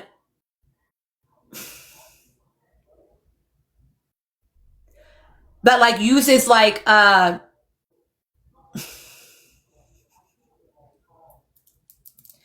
psychological manipulation or it's just like a gaslighter or like a habitual liar. That is a very common thing to carry. I hear what you're saying, but I've had the experience of what you say to me. I then find out somehow, some other way that what you said wasn't the whole truth. And so she's having a hard time just registering it as you're telling me the whole truth. And so she's having potentially a response in her body. I'm speculating. I don't know, but this is what it seems like her story arc is. And I think that that's part of her pressure cooker experience. This is what it seems like her story arc is. And I think that that's part of her pressure cooker experience.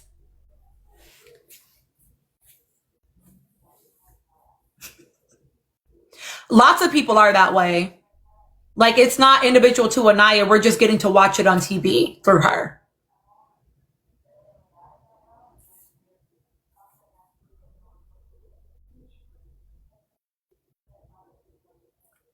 My time, I don't disagree. This is why she keeps fact checking. She's taking in the information, she's having a physiological response, and then she goes to the person, this one time Zach, another time Casey, to fact check. Are you going to say a thing to me that confirms what I feel in my body? Or are you going to say a thing to me that then dispels what I feel in my body? And then I can feel calmed either way, because I don't think that Aniya has a problem with him exploring. She wants it to be done openly and directly and ethically by not making me have to find out you're exploring, right? Her issue is not that he wants to explore, is that she's having the feeling of, I'm finding out that he wants to explore. I'm finding out that he's pulling soul. Do y'all understand the difference between that? She doesn't want to find out because that is what triggers her response. I'm just going to say her wound, right? Because of whatever probably her experience was prior to this villa. And he doesn't even, I'm sure, know that he is triggering it. He probably thinks he's being direct enough and honest enough, right? Because remember back to when he and Melanie had that conversation, Melanie had said in the makeup room, I'm going to pull KC today, right? When she was sitting and talking to the people, she said she was annoyed. She's like, because we talked about being open and honest. And like, if you're going to explore, letting me know that. She was frustrated with KC that he hadn't said like, okay, yeah, like I'm willing to explore with Melanie.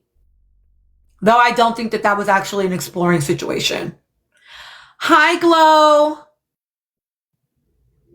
Her issue is with the lack of directness and then the feeling of finding something out. Does that make sense?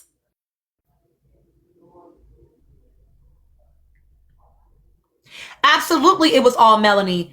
But Christina, so we don't always think logically. You know what I'm saying?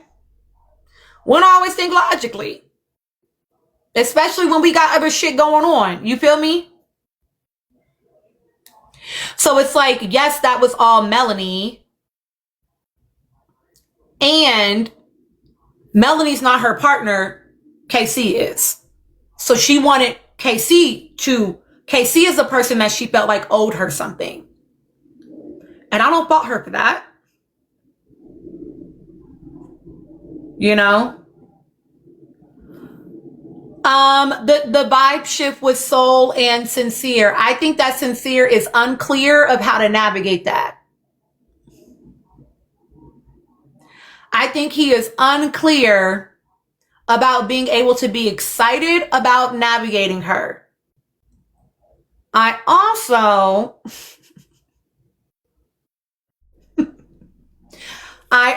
know that the man said he likes the chase. And he no longer has to chase her.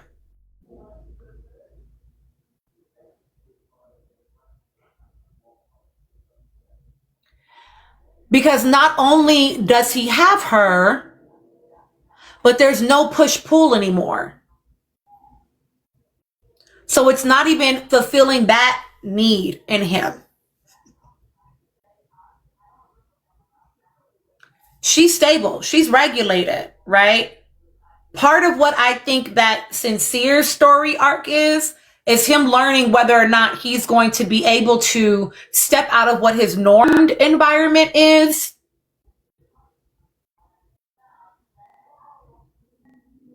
and do something different. He definitely liked the feeling of having two. For sure. He said if I could have them both, I would, right? So we know that. But what we also saw with him and Melanie was a push-pull dynamic. And that feeds that, like, whether you want, it doesn't matter whether you want it to or not. That's irrelevant. You know what I'm saying? Correct, seventh letter. Correct. If there's a part of you that is accustomed to disarray, chaos, tumultuous environments that we call love, where love also exists, it can be hard to then exist in a relationship that doesn't give that. And this is the part where I said, right? You really start to see what comes up for people when their nervous systems start down regulating.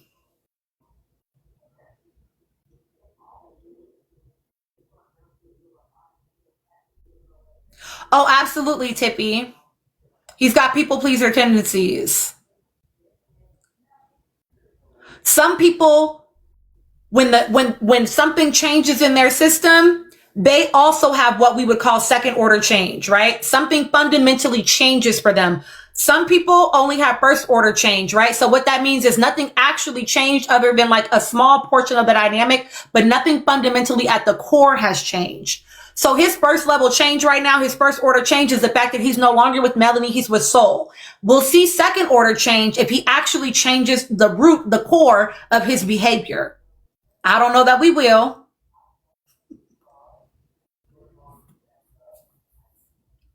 But if we see this cycle repeat with Soul that we saw with Melanie, then we know we've not gotten second order change. We're still at first order. Brownie, I don't disagree. And then people are going to feel like, you know, they're the love story of the century. Not the century, but y'all know, like, they're going to be like, against all odds, they made their way back to each other, right? People they love a chaos, you know, they love Love and Basketball, baby. They think that was a romance movie.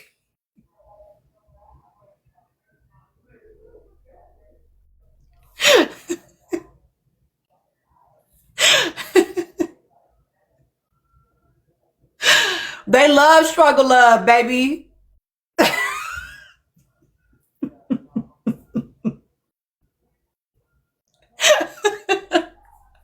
So yeah, you know,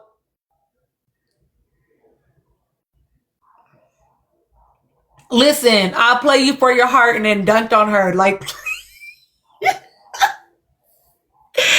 that man said, girl, get out of my face.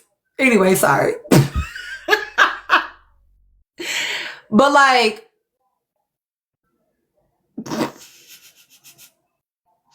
but some people eat it up. You know what I'm saying? They eat it up.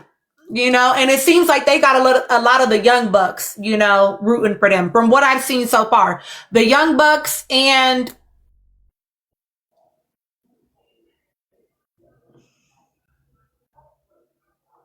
some of our colleagues that are over in that Honda Civic HQ.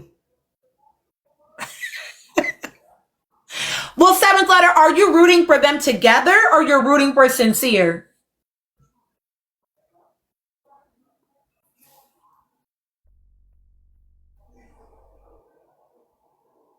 Honda Civic HQ, boo. Listen. I said, oh, let, let me go ahead and get to blocking preemptively. When y'all be sending me videos of people's takes that are whack, or they're like a little too, you know, you got to hate somebody in order to like somebody else explicitly, you know, Melanie, I just go through their comments and I be preemptively blocking people. Let me just go to your page and block you right now so you can't find me.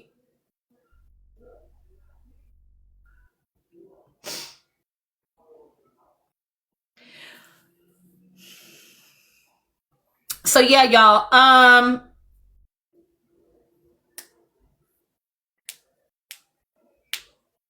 listen, this one non-black woman came into my video where I was very explicitly discussing the way that anti-black racism, black exceptionalism, black excellence, black girl magic was at play in some of the discourse around Aniya,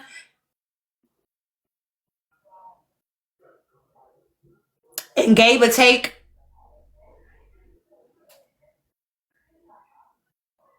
that I had to just give me examples, because right now it's giving you just don't understand intersectionality.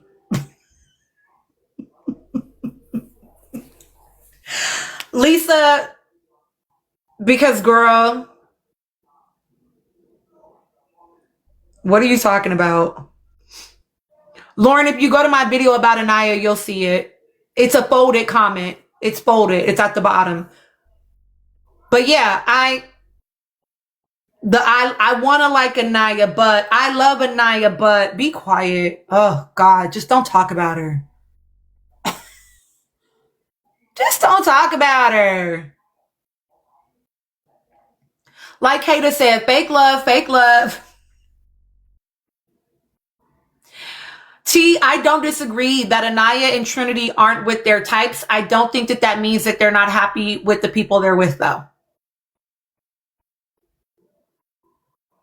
You can have a preference. That doesn't mean that you're completely not attracted to anybody else, though.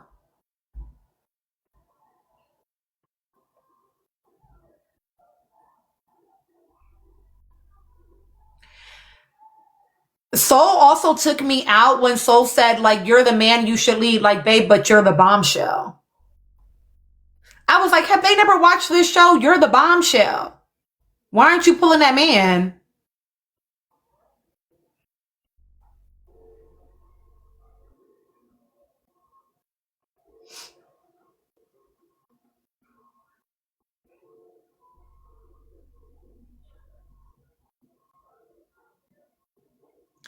I don't dislike Soul. She ain't been there but for, you know, three long inhales and exhales. You know, she been there for 2 seconds.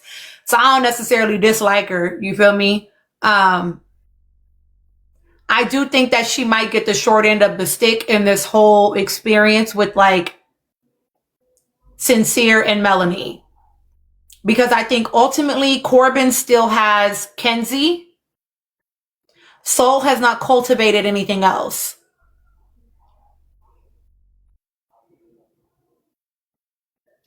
I thought that was very weird too, Ari. And I know, like, listen, I'm not on the island, and maybe the girlies like it.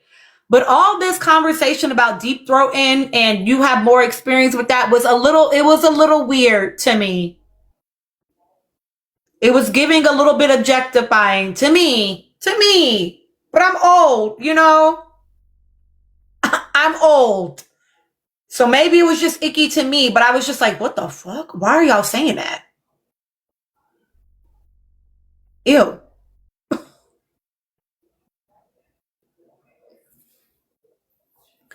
And listen, I don't even mind them talking about, butt stuff. You know what I'm saying? But it was like because y'all are talking about it mutually. But you talking about deep throating and how they have more experience than you is absolutely, it's singular. It's one way. I didn't like that. That was weird to me. I also didn't know why it was relevant that she had red handprints on her butt and red. I didn't know why that was relevant to the conversation. If I'm honest,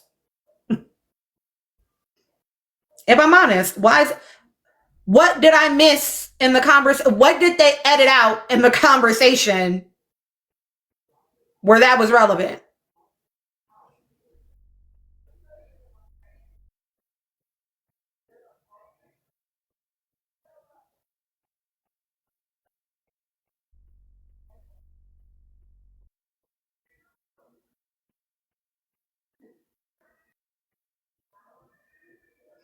Ashley, please. The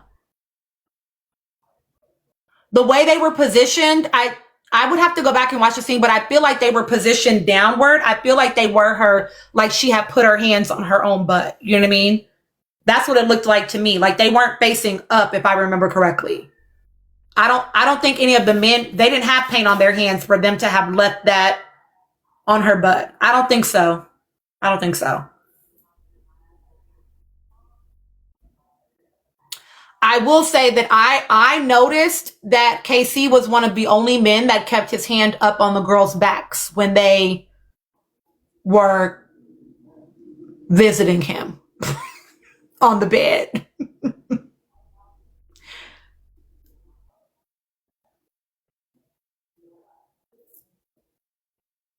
So, okay, Bryce did too. Okay.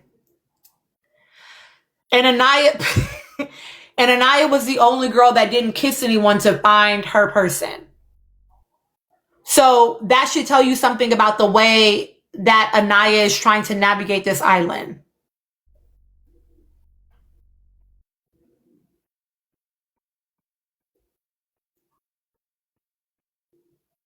She's being very intentional about how she shows up. And I've said it before and I'll say it again.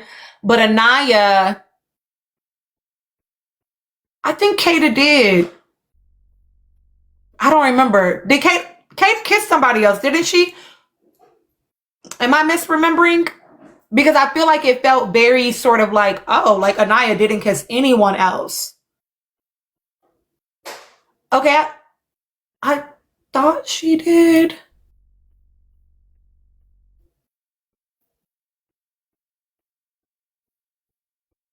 Kata didn't. Aniya does not need a Jalen. No shade. It was Gabe. Okay. Um. Okay. Kata did with Gabe. Aniya doesn't need a Jalen, y'all. Listen. Thank you, Anne. Aniya. Yeah, I think she got because I wasn't her person next. It was Gabe and then her person.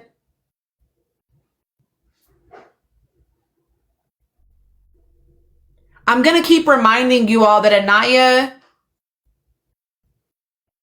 comes from a particular crop. And she needs somebody that can maneuver in those spaces comfortably and that is going to have confidence to maneuver in those spaces.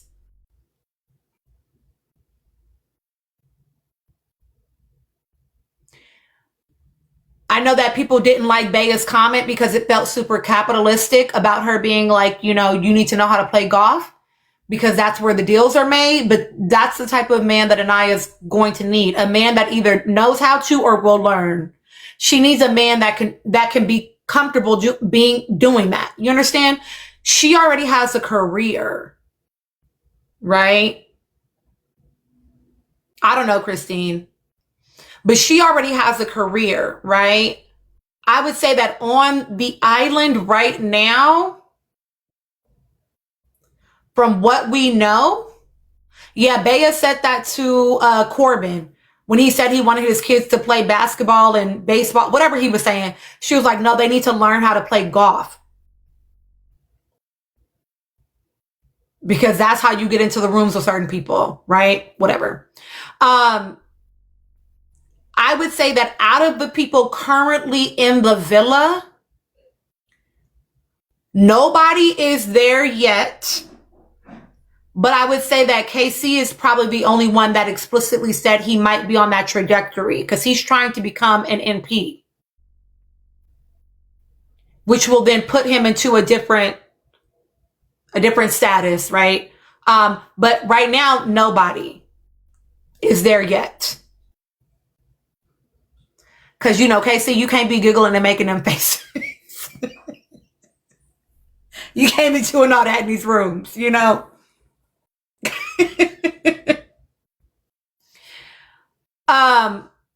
KC he's a CNA right now, but he wants to become a nurse practitioner is what he said in his intro.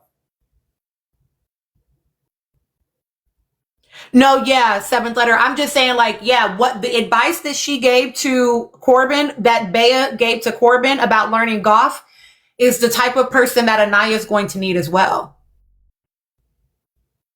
Because that's where her family be. You know what I mean? You don't think he's gonna, well, he's not a nurse right now. He's the CNA. He's a nursing assistant. It's not the same thing.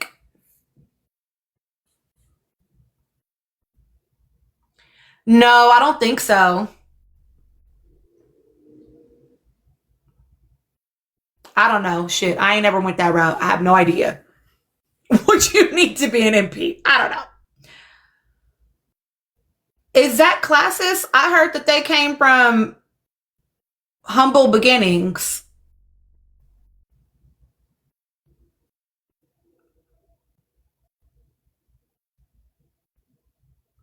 It is a high school diploma. Okay, you do.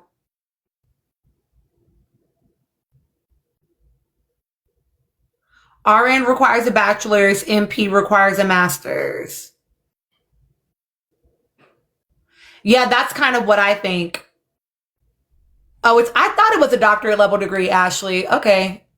Because I work with a couple of MPs, but I agree, Bernice. I agree. Are you asking about Zach? What was Zach ever said that he did for work?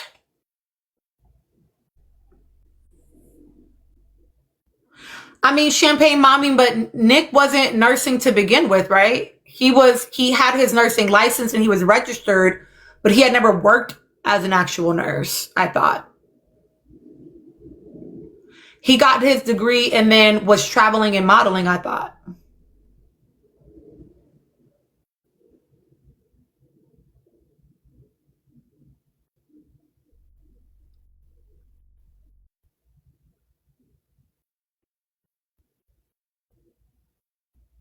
Yeah, I don't think that yeah, you can, I mean, but you can, like, so for instance, I could be registered with my board as a therapist and never practice. I could just hold my license and not do anything with it. I don't know who's in here and if you know, like, you can register with your board and then still never actually work in the profession. You're saying he was a travel nurse.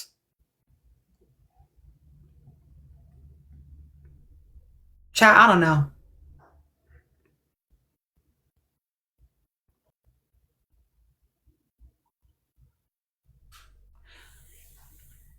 Okay, y'all remembered him doing travel nursing, but Amaya did. Y'all, I don't care. Why y'all talking to me about season 7 people? Y'all done got me distracted.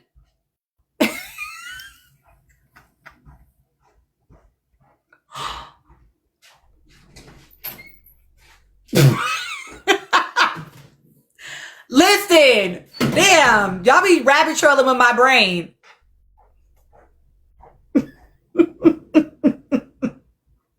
It is relevant for Casey's path, correct. You're right. You're right. That's how we got there. And I will say that Zach never told us a job.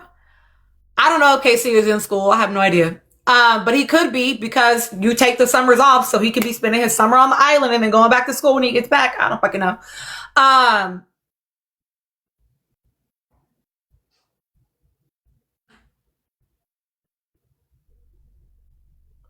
I feel like Zach maybe is just, I don't know what Zach does. I don't fucking care, actually.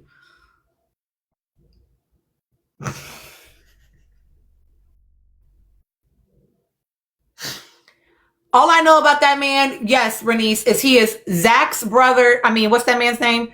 Charlie's brother. He got a cat and he's lazy in bed. That's what I know about him.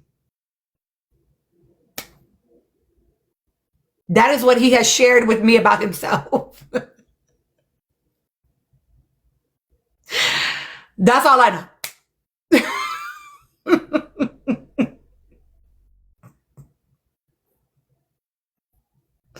That's it. That ain't shade. The man said it. Yeah, I did talk about it. I think he's planning his out.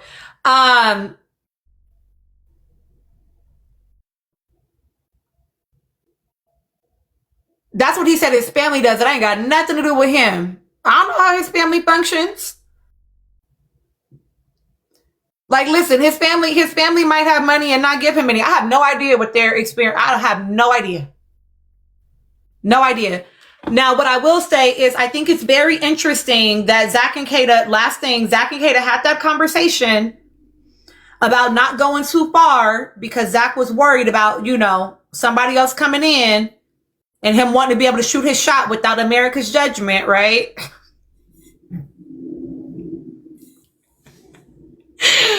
But then Kata tonight was like, we are doing everything. You trying to lock him in, Kata? Why? Why? For what? Hi, Kenzie's attorney. Is anybody going to clock Kata's tea about that?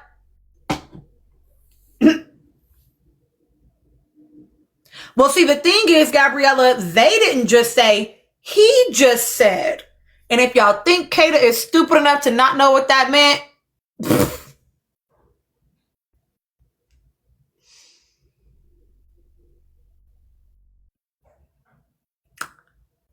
MM?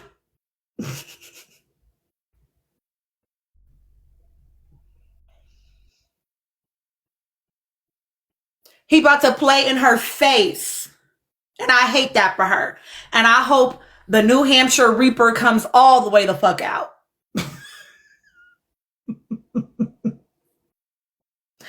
I hope it comes all the way out. Because don't play with her, okay? But my girls, that's why I need some 23 and 24-year-olds in there for them.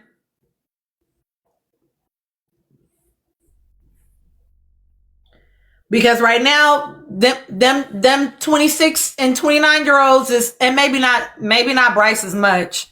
He might be a little bit immature, honestly.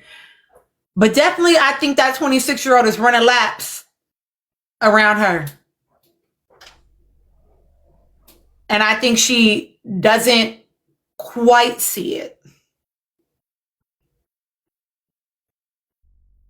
And I hate that for her.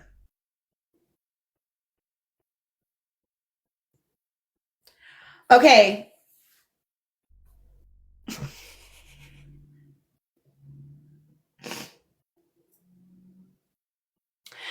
Here's what I fear about Trinity, y'all.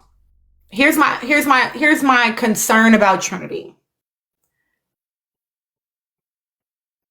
I worry is a big word because I don't know that girl. You know what I'm saying?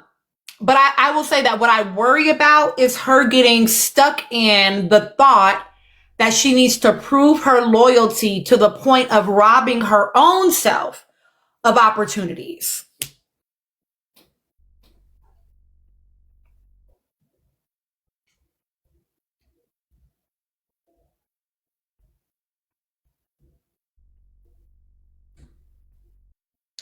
And I think her getting caught up in this, like, I need to prove that I like you and you don't have anything I think she's getting too stuck in reassuring this man.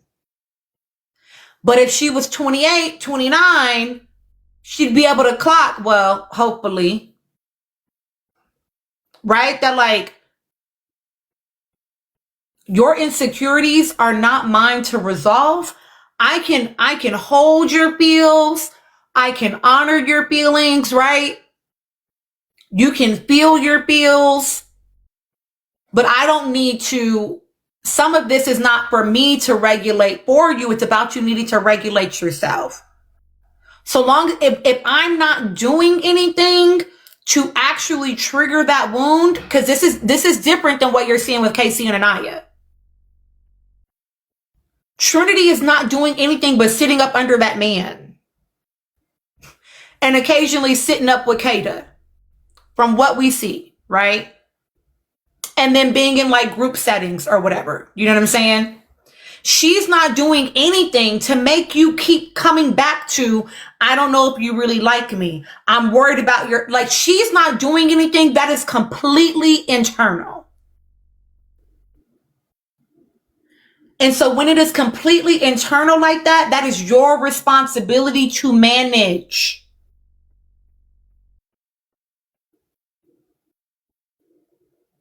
You cannot project that onto your partner, especially not a 22-year-old partner.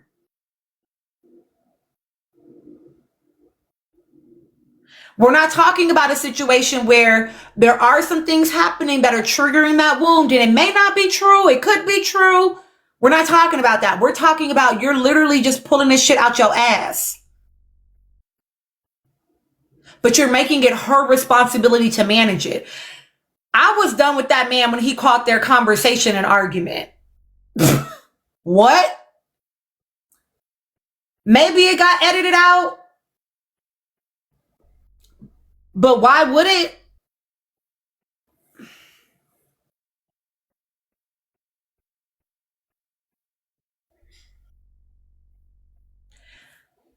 And then he only furthered it with being, I'm happy in some aspects, but I don't think she likes me. Like, it's too much.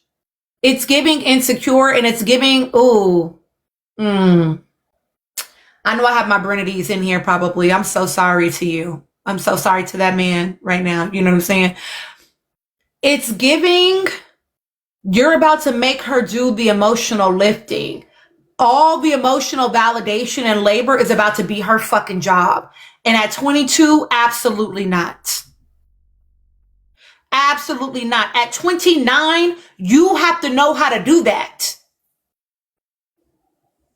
You have to know how to do that at 29.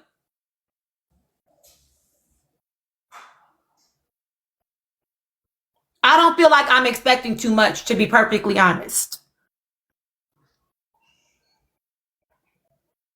You need to know how to recognize I feel a feeling, observe the data around you to determine whether or not that feeling is accurate, and then either seek clarity, because maybe there is something that's coming up to make you think that, or regulate yourself around, this is not a real thing. I need to get based into reality. You need to do some more fact checking with your own self rather than going to her constantly and asking her to affirm you.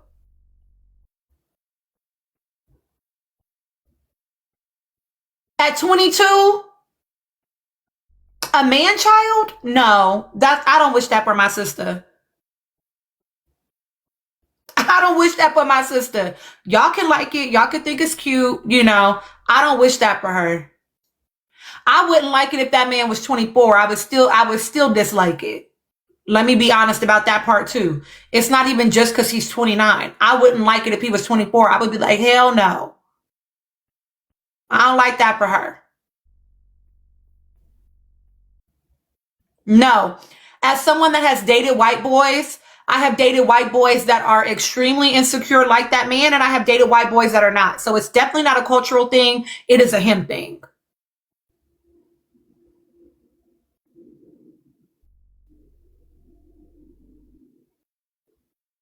It is one thing to want reassurance of your connection,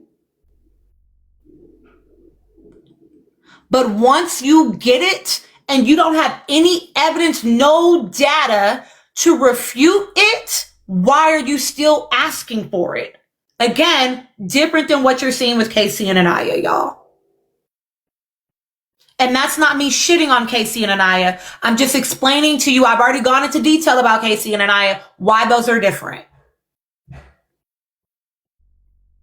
Your name is insane. C-head alert is crazy.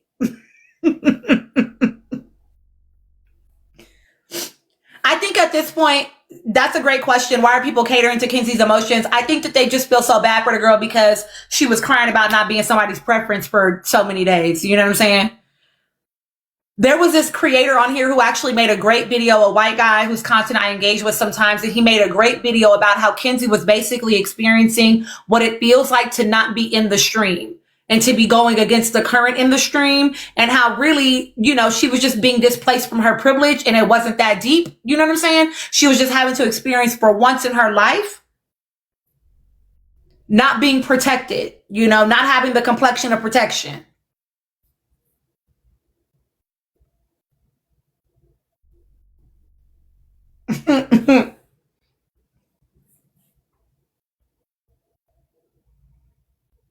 Well, that's because Melanie is closer to Kenzie, y'all.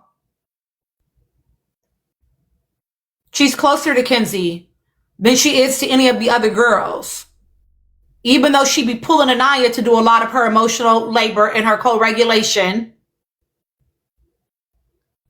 she is closer to Kenzie. Yeah, think back to early days. It was often Beatrice, Aniya, Trinity, and then Kata when she came along. It was typically those four, and then Melanie and Kenzie.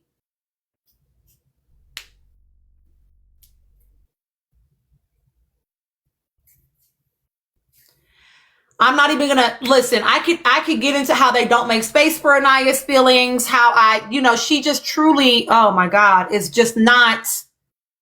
I feel like they're not doing a good enough job. And listen, I know that she's going to probably come out the villa and tell us that we misunderstood it. She's going to tell us that we didn't see all the things, right? Because we don't. we don't. We don't see all the things. She's absolutely correct. And I also noticed when they got up from that damn bed challenge and they sitting around that fire pit, and they talking about whatever. And she's like, can I say that I'm scared? And they're like, yeah, I think we're all scared, right? And that was about as much validation as they gave to that girl. And they kept their hands on that other girl's back about, the consequences of her own fucking actions. I saw that. So it's like, I'm sure you have other moments. I'm sure I also noticed the moments where y'all don't make space for that girl's feelings. No shade.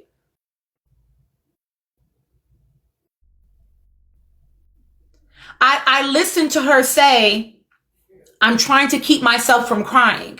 And rather than validating how hard it is and how challenging it is, and of course she's sad, it makes sense, right? No, bubs. Shoulders back, chest out, chin up. Which is why even tonight with KC, when they left that room, I don't remember what he said, but she literally said, can I feel my feelings? Like, can I have access to my fucking feelings?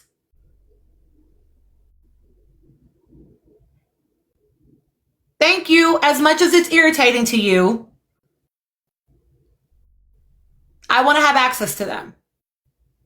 And I will say, he said, you know, yes, you're right. You know what I'm saying? But like,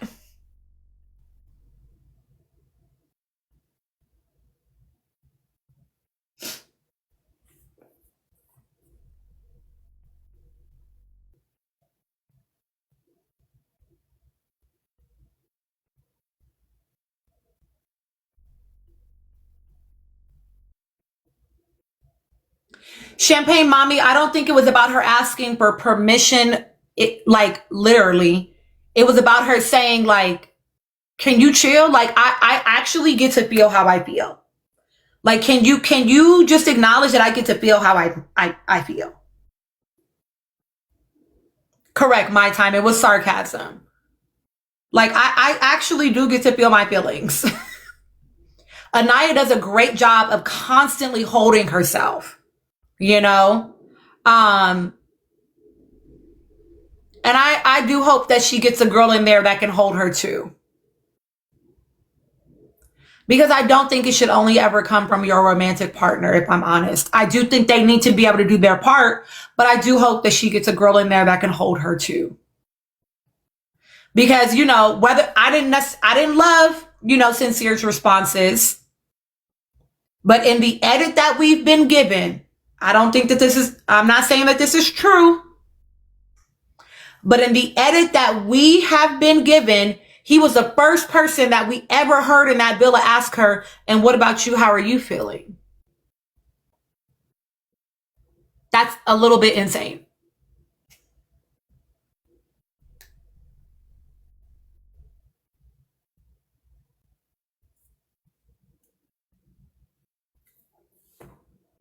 So there's that. So I do hope she gets a girly in there. Correct. Yes, Gabriella. He's like, I can see it in your face. Ooh, T. Now that's the T. Clock that.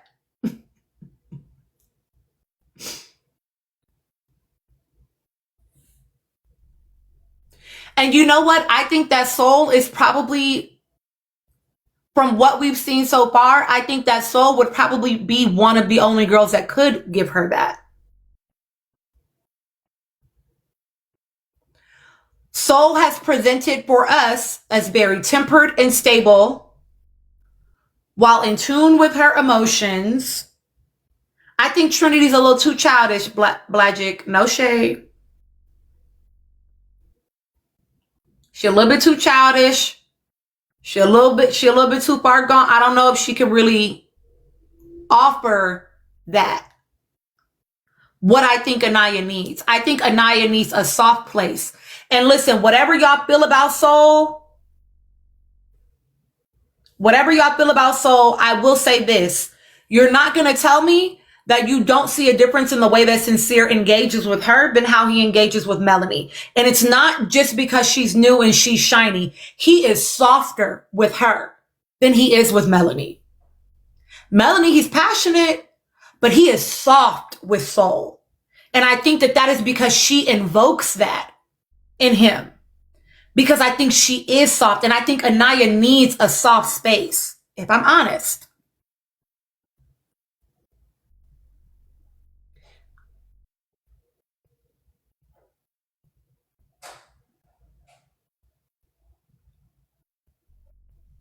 It's not about whether or not Trinity is emotionally mature. It's about whether or not Trinity has the ability to be validating and soft enough for Aniya. I don't think so. Not from anything I've seen yet. It doesn't mean she can't, but I haven't seen her do that yet.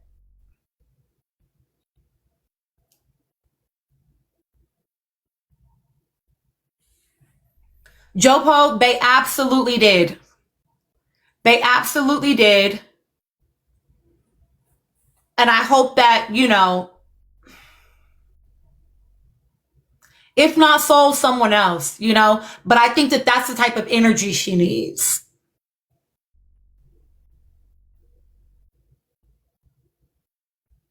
Exactly, Toya. Trinity and Kata vibe because they are, you know, a little bit more. And no, listen,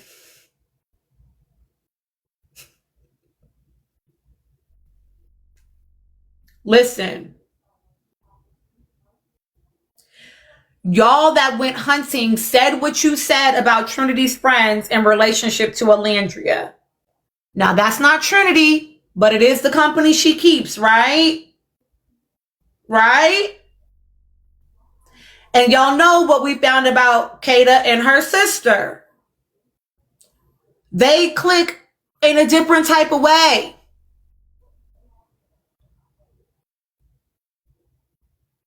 Yes, y'all. Again, it's not Trinity, it's her friends. No, I'm talking about Trinity's friends.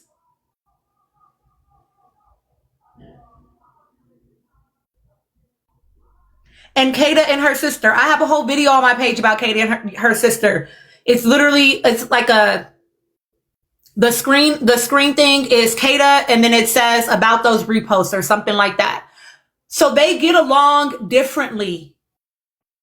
They get along differently. So I wouldn't, those are not the first two that I would suspect would be what Aniya might need.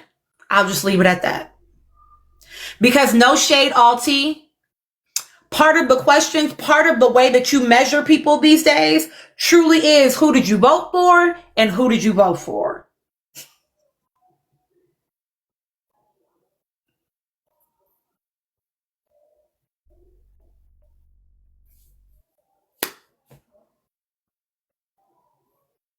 Okay?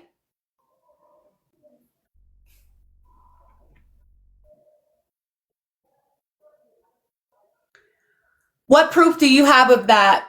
1, 2, 3, 4, divinely protected.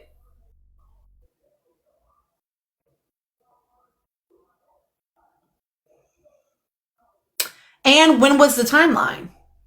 Okay, thank you. Because for me, it's not even about just liking her or supporting her. Okay, I want to see it.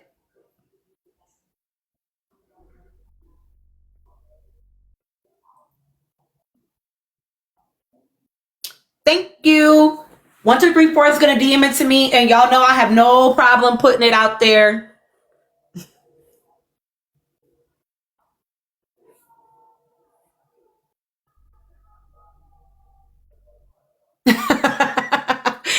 De'Ara, listen.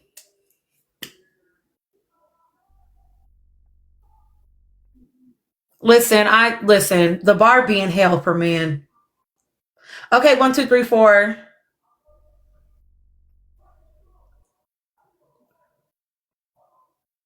I feel like the reason why I feel the same way, seventh letter. Part of the reason why it's more fun to me to watch this season is because I'm not that invested. You know what, DD466? It got sent to me. I haven't watched it yet. It's in my group chat.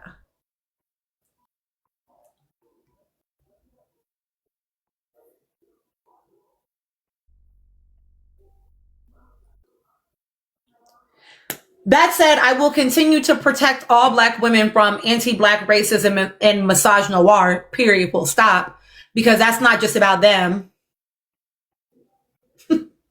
That's not just about them. That's in defense of all Black women, period, full stop.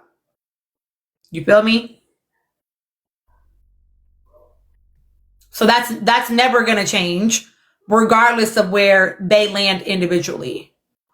De'Ara, I think there's colorism every single season. This one is absolutely no different. We all saw Corbin's face when it came to Aniya and Trinity.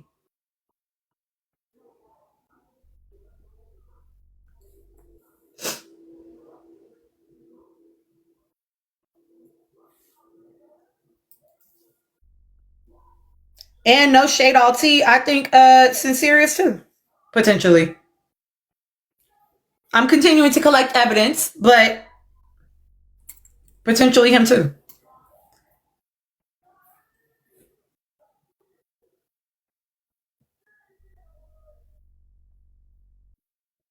Yeah, that's what I was listening to this creator earlier today who was saying who was saying that or not today, a couple days ago actually, that was saying that, he feels like, they were saying they feel like, Love Island producers should do a better job of bringing people in that have versatile attractions, right? And not just because they told you, look at their fucking social medias. Who have they dated? Who do they hang around? Who are their friends? What do their politics look like? Like, come on, y'all.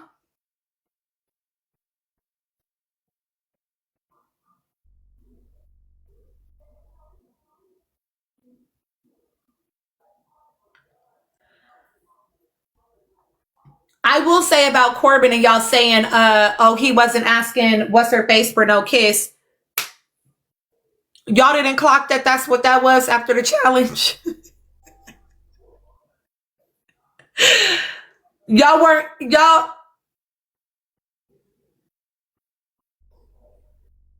well, the producers, production and casting are different people.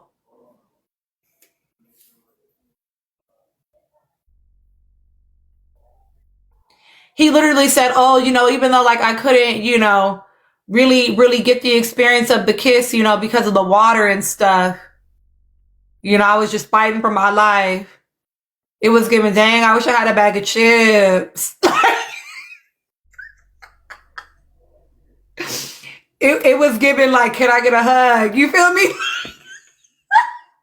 He just didn't want to ask again because he already got shot down the first time. But that's what that was, y'all. He was fishing for her to be like, well, we can try outside of the challenge. Like that's what he was looking for. And she just was like, oh, I know. I was like, so then he let it go. But that's what it was, y'all. He just didn't want to ask again.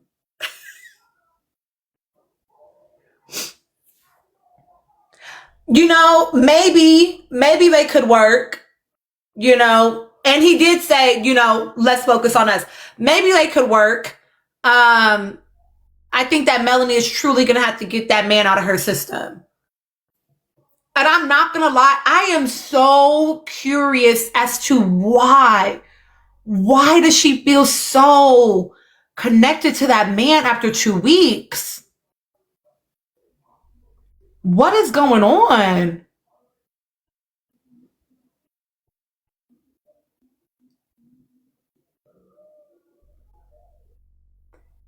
That's kind of what I feel must be true. Pee on God. I'm like, what is going on? Have y'all seen the movie Obsession? Bad. Look at me. Have y'all watched Obsession?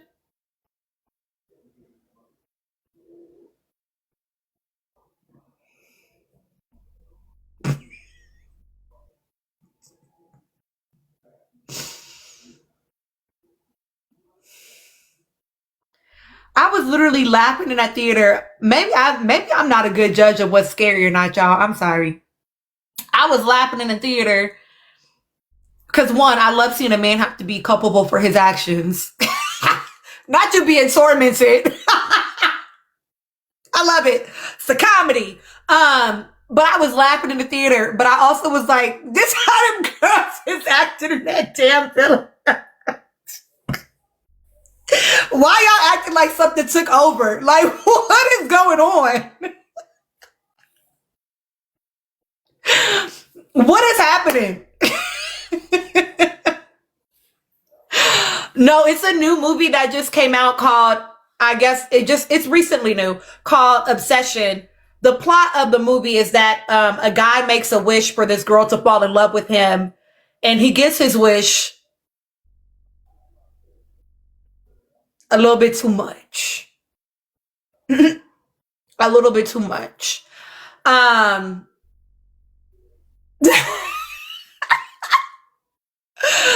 Listen, I'm like, it's given. Are y'all okay? Are y'all okay? Well, Disney, but more like Who were the brothers that used to write the stories and they were actually really dark, but then Disney turned them into like feel good stories? I don't remember. Thank you, Brothers Grimm. More like Brothers Grimm version.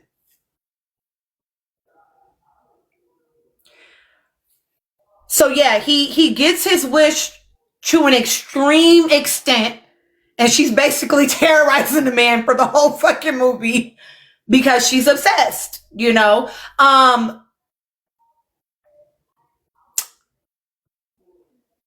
Yeah, that's enough. And the only way the spell can be broken is if you redact, because you only get one wish. So he can't just like wish it undone, basically. People just want to hate her. So we just gotta block and move on. Yeah, I know Tori. She said because she's psycho and he deals with her all the time. And so basically she sees herself in Melanie in some way. And that goes back to what I said about that familiar environment.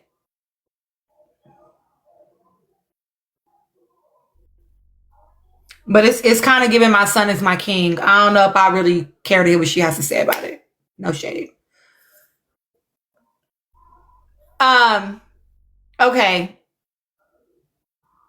No, I don't think that Lele, I love you and I'm not saying it like this, okay? I don't think anybody this season is the new anybody from last season. I don't think anybody this season is a version of somebody last season. I think everybody is just who the fuck they are. I understand why y'all might see similarities between people, but I think people just are who they are, and what you're seeing are maybe particular traits that feel familiar. But I don't think anybody is replicating, anybody from the previous season. You know what? No, Lana, I actually thought that Kata was going to be a man eater. That's why I liked her initially when she came in. She was giving man eater energy. Her no to Bryce immediately, but she ain't got from up under that man. And then that man told her, I don't want to do the do because, maybe somebody's going to come in. And then tonight she was like, we about to do the do. I was like, girl, sister.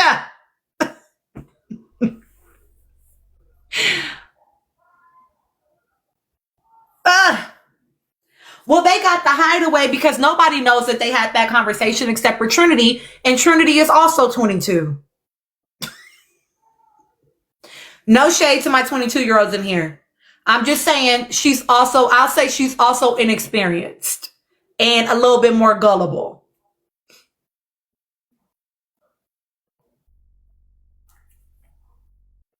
Trinity wasn't the person to talk to about that. That might have been a conversation she should have had with Melanie.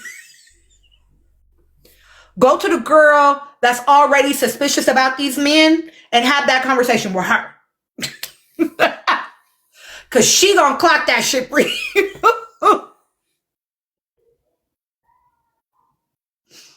Oh, they about to do something in the hideaway. She want to do something in the hideaway.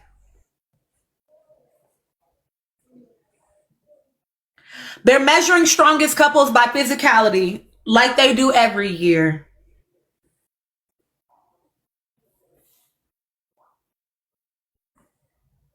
I agree. She said we're doing everything, and he said I'm about to get laid. They're going there.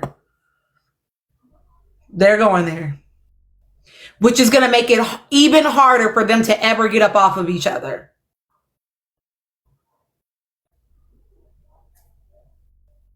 It's the life she chose. I'm just glad it wasn't Trinity and Bryce, if I'm honest. I would have liked KC and Aniya because I feel like they could have used the night to themselves to truly deepen the bond or determine we actually need to open up, back up a little bit more, open up and really explore.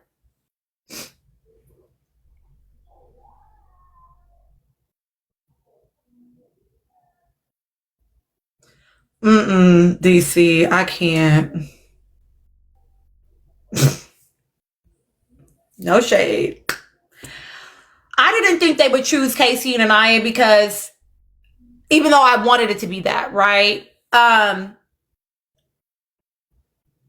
don't think that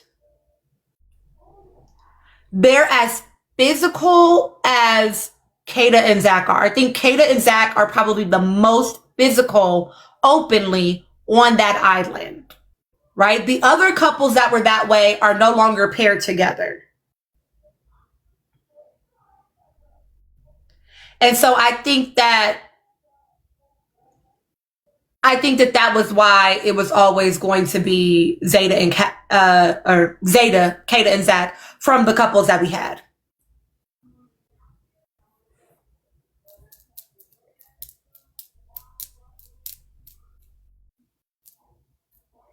I mean, and shit, y'all, they might have just wanted a break from their asses in the bedroom. You feel me? You know, they might have been like, please get them the fuck out the room.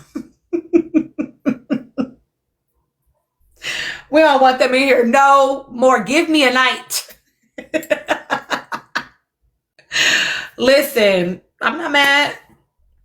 Quit all that lip smacking over there.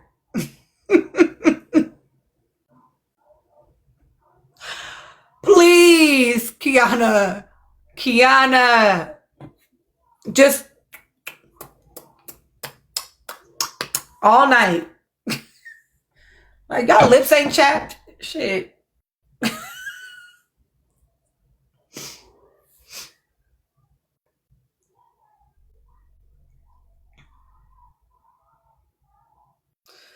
Yeah, I'm not gonna lie. It's gonna be a little, I don't know. It's already so freaked out, you know what I'm saying? That I feel like they might show us a little bit too much. Y'all know they're getting 8 hours of sleep tonight. Y'all didn't notice that? Y'all didn't notice that? Y'all didn't hear Ian explicitly say that they got 8 hours of sleep? Y'all didn't notice that? They were sick of y'all saying they're getting 8 hours of sleep. Y'all was on here talking about them torturing them. Sleep depriving the people. He was like, oh, he went to sleep. It's only been 8 hours. Like, oh, he wants us to know they was. They said, we sick of y'all's asses.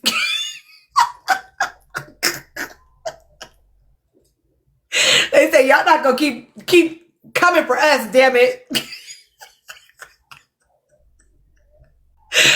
I'm crying. Oh my goodness. Good times, good times.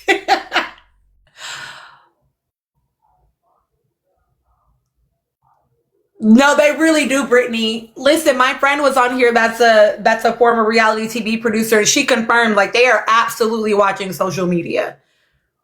They're absolutely watching us on social media. They're absolutely watching to see what we're talking about, see what is, you know what I'm saying? Like they're looking for that, which is why then very, like even just this season, all they doing is kissing. So they asked us, is it too much? They probably do, Erica.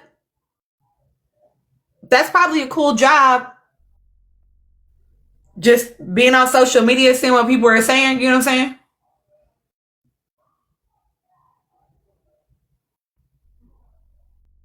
Ian created a TikTok. Okay. Okay. Yeah. Tomorrow night, hopefully it's a little less dry. Listen, if y'all are listening, which we know you are, we need dates. Okay. Explicitly, we need Casey and Aniya on a date. We need Sincere and Soul on a date. Immediately. Immediately, we need to see what happens with Sincere and Soul when he's not in the villa with Melanie. Immediately. Okay. We need immediately to see what happens with KC and Aniya when they are not around all of the noise of the villa. Immediately. Okay. And for a little razzle dazzle, give us a KC Soul moment. For a little razzle dazzle, let's just see. When he has to actually sit in it, what happens? Stretch him. Brittany Cole, I got you, girl. We keep it real cute over here. And I usually do a panel. We're going to do a panel I was about to lie. I'm going to try to do a panel during the day tomorrow, y'all. But don't hold me to that. You didn't actually hear me say that, okay? I didn't actually say that. But if I do it, then I did say it, okay? We on the same page, cool. Yeah, we need dates. Not Yana, please. We need dates. We need dates. They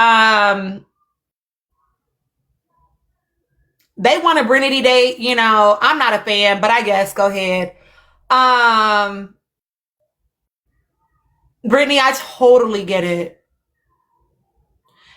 I don't want to see. Why would I want to see Trinity and Caleb? No shade. If I was going to put Caleb with anyone outside of Kenzie, it would be Aniya. She's the only name I've even ever heard him mention. Aww.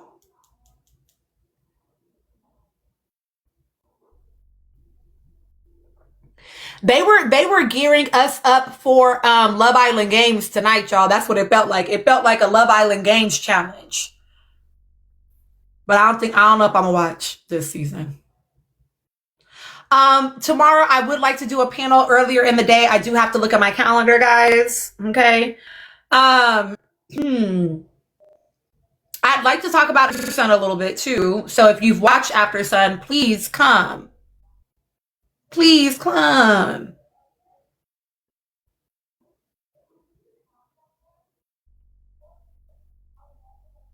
Oh, absolutely. World Cup hype. Um,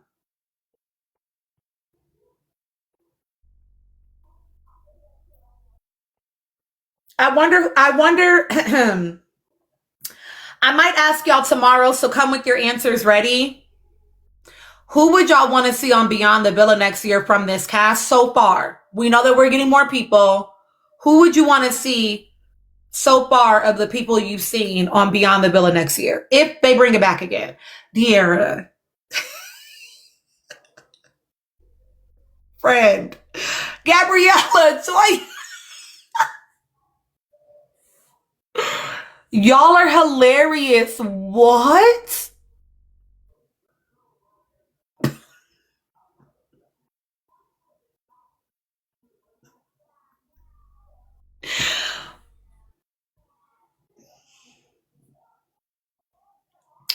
Y'all, I could get with Bea. I could get with Bea. I could get with Soul.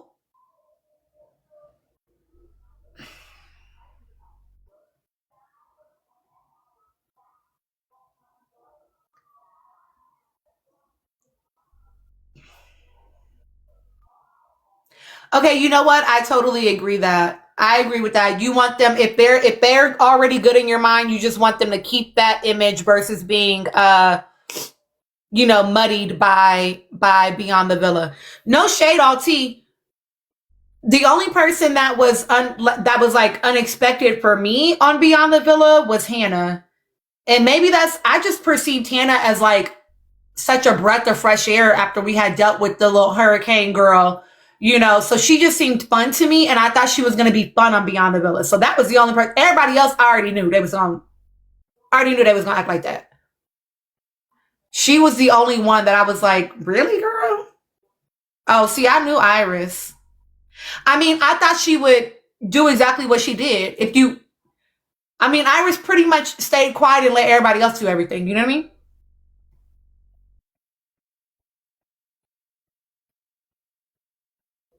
And that's what she did this season of Beyond the Villa. So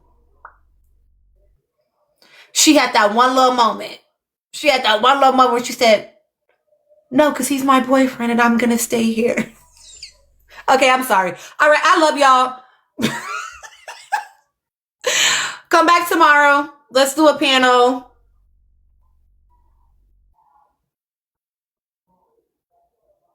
They're already starting their tour, y'all. They're already starting it. Have a great night, y'all. Get some good rest. Yes, I am going to open it, and I will, you know what, Yana, be quiet. I will read it. Yes, Brittany, I definitely want to come after the episode, but I want to try to come earlier in the day so we can do a panel. And then 1, 2, 3, 4, divinely protected. I'm gonna look at it, and then I will make an assessment and post about it. Good night, y'all.